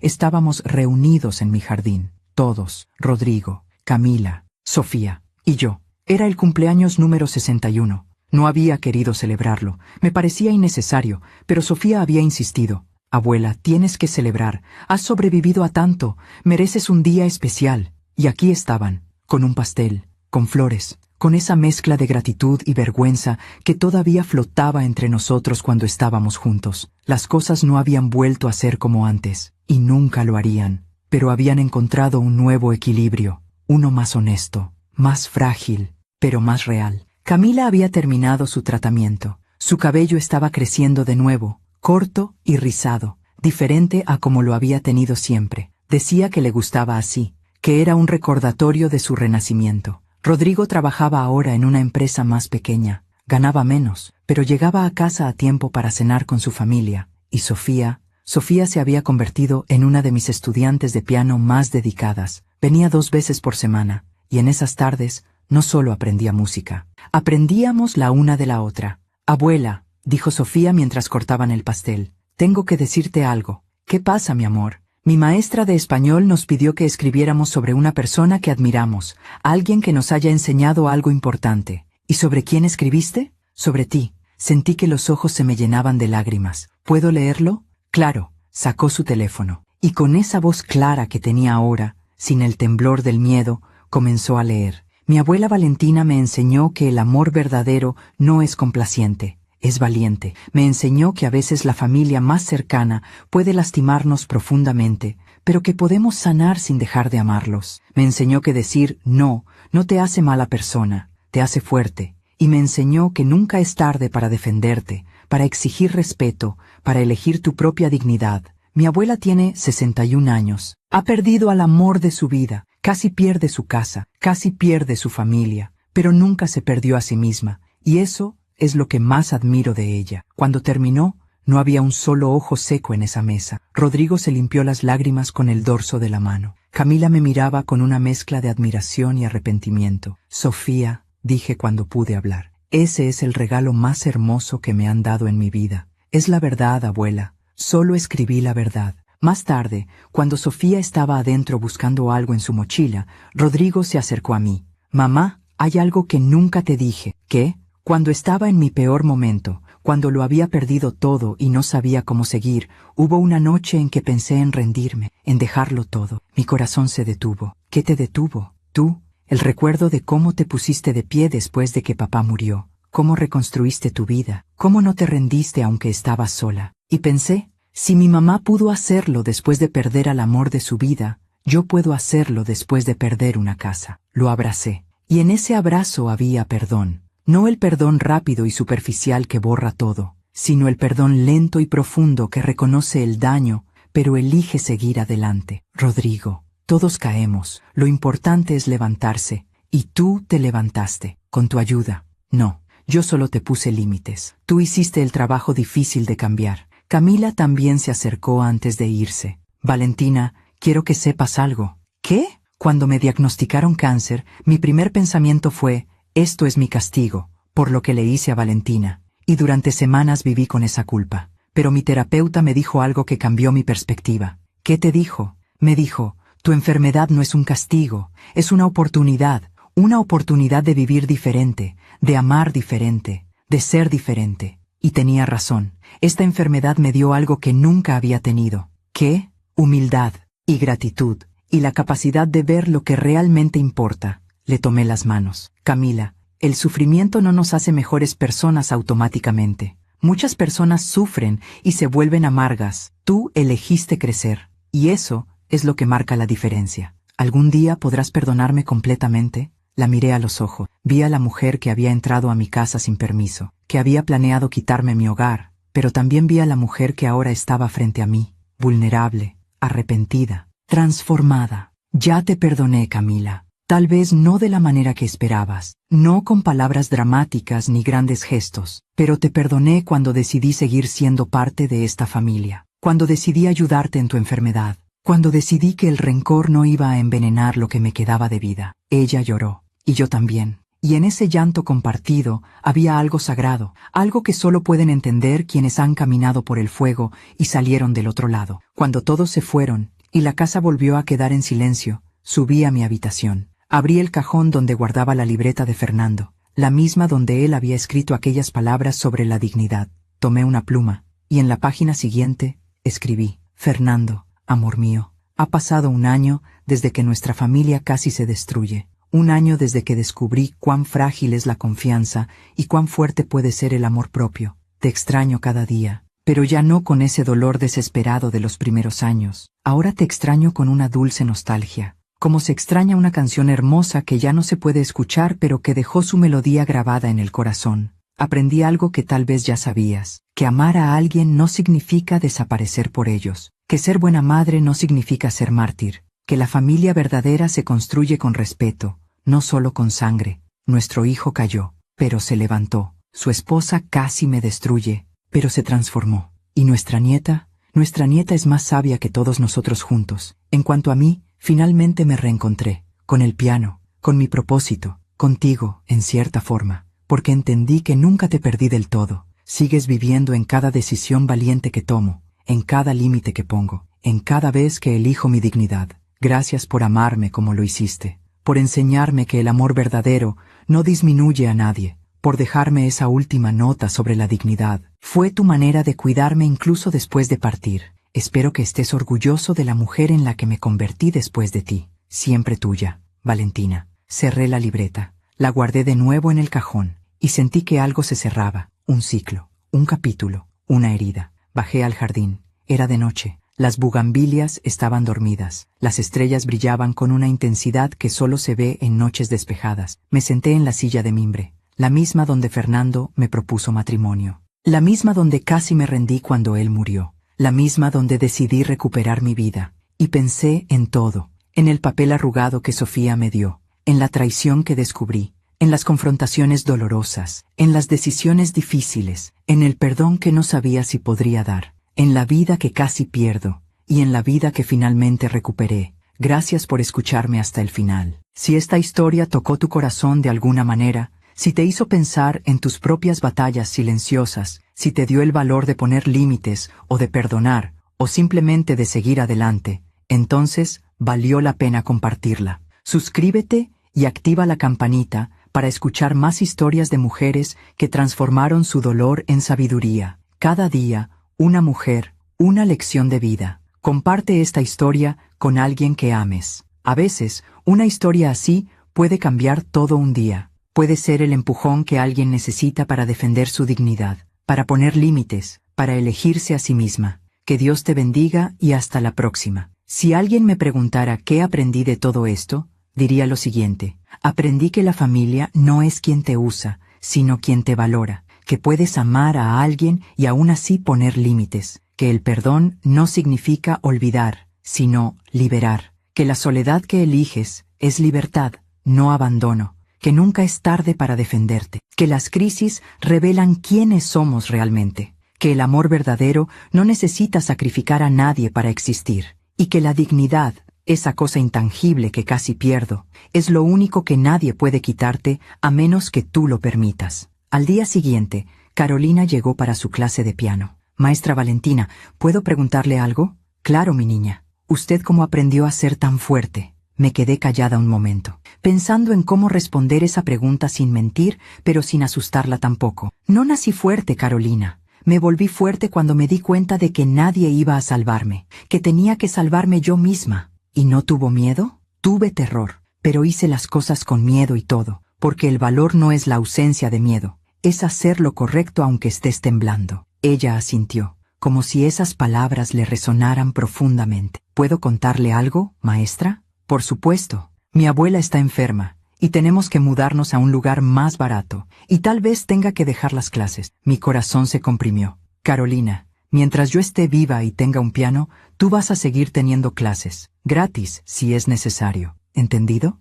Sus ojos se llenaron de lágrimas. ¿Por qué haría eso por mí? Porque alguien lo hizo por mí una vez, y porque la música no es un lujo, es medicina, y todos merecemos sanar. Ella me abrazó, fuerte, como solo los niños que han conocido el dolor saben abrazar, y en ese abrazo entendí mi propósito final. No era solo sobrevivir, no era solo proteger mi casa, no era solo poner límites, era esto, usar lo que había aprendido, el dolor, la sanación, la sabiduría, para ayudar a otros que estaban donde yo estuve, perdidos, asustados, sin saber si tenían el derecho de defenderse. Si lo tenían, todos lo tenemos. Esa noche, antes de dormir, abrí mi teléfono y leí los comentarios en el video donde había compartido mi historia. Cientos de mujeres escribiendo: gracias por darme el valor de decir no. Mi hijo me estaba presionando para vender mi casa. Después de escuchar tu historia, me di cuenta de que no estoy sola. Tengo 72 años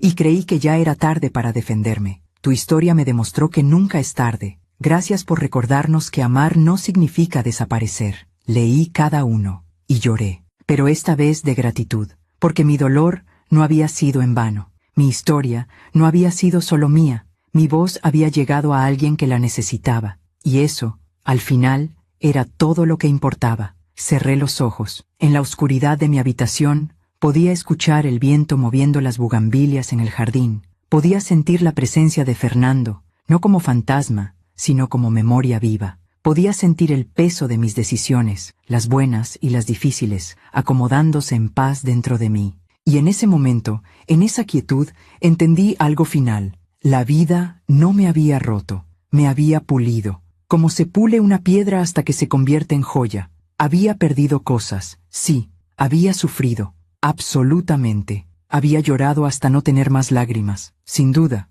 pero también había ganado algo invaluable. Me gané a mí misma, recuperé mi voz, recuperé mi poder, recuperé mi derecho a existir sin pedir disculpas. Y ahora, a mis 61 años, con canas que no escondía, con arrugas que contaban historias, con manos que construían en vez de suplicar, podía decir con certeza, esta vida es mía, esta casa es mía, esta dignidad es mía, y nadie, absolutamente nadie, me la va a quitar otra vez. Si mi historia ayuda a una sola mujer a abrir los ojos, habrá valido la pena. Si mi experiencia le da a alguien el valor de decir no, cuando siempre ha dicho sí, entonces cada lágrima habrá tenido sentido. Si mis palabras le recuerdan a una persona que nunca es tarde para elegirse a sí misma, entonces mi dolor se transforma en propósito, porque de eso se trata la vida al final, no de evitar el sufrimiento, sino de transformarlo en sabiduría, no de nunca caer, sino de levantarse cada vez, no de ser perfecta,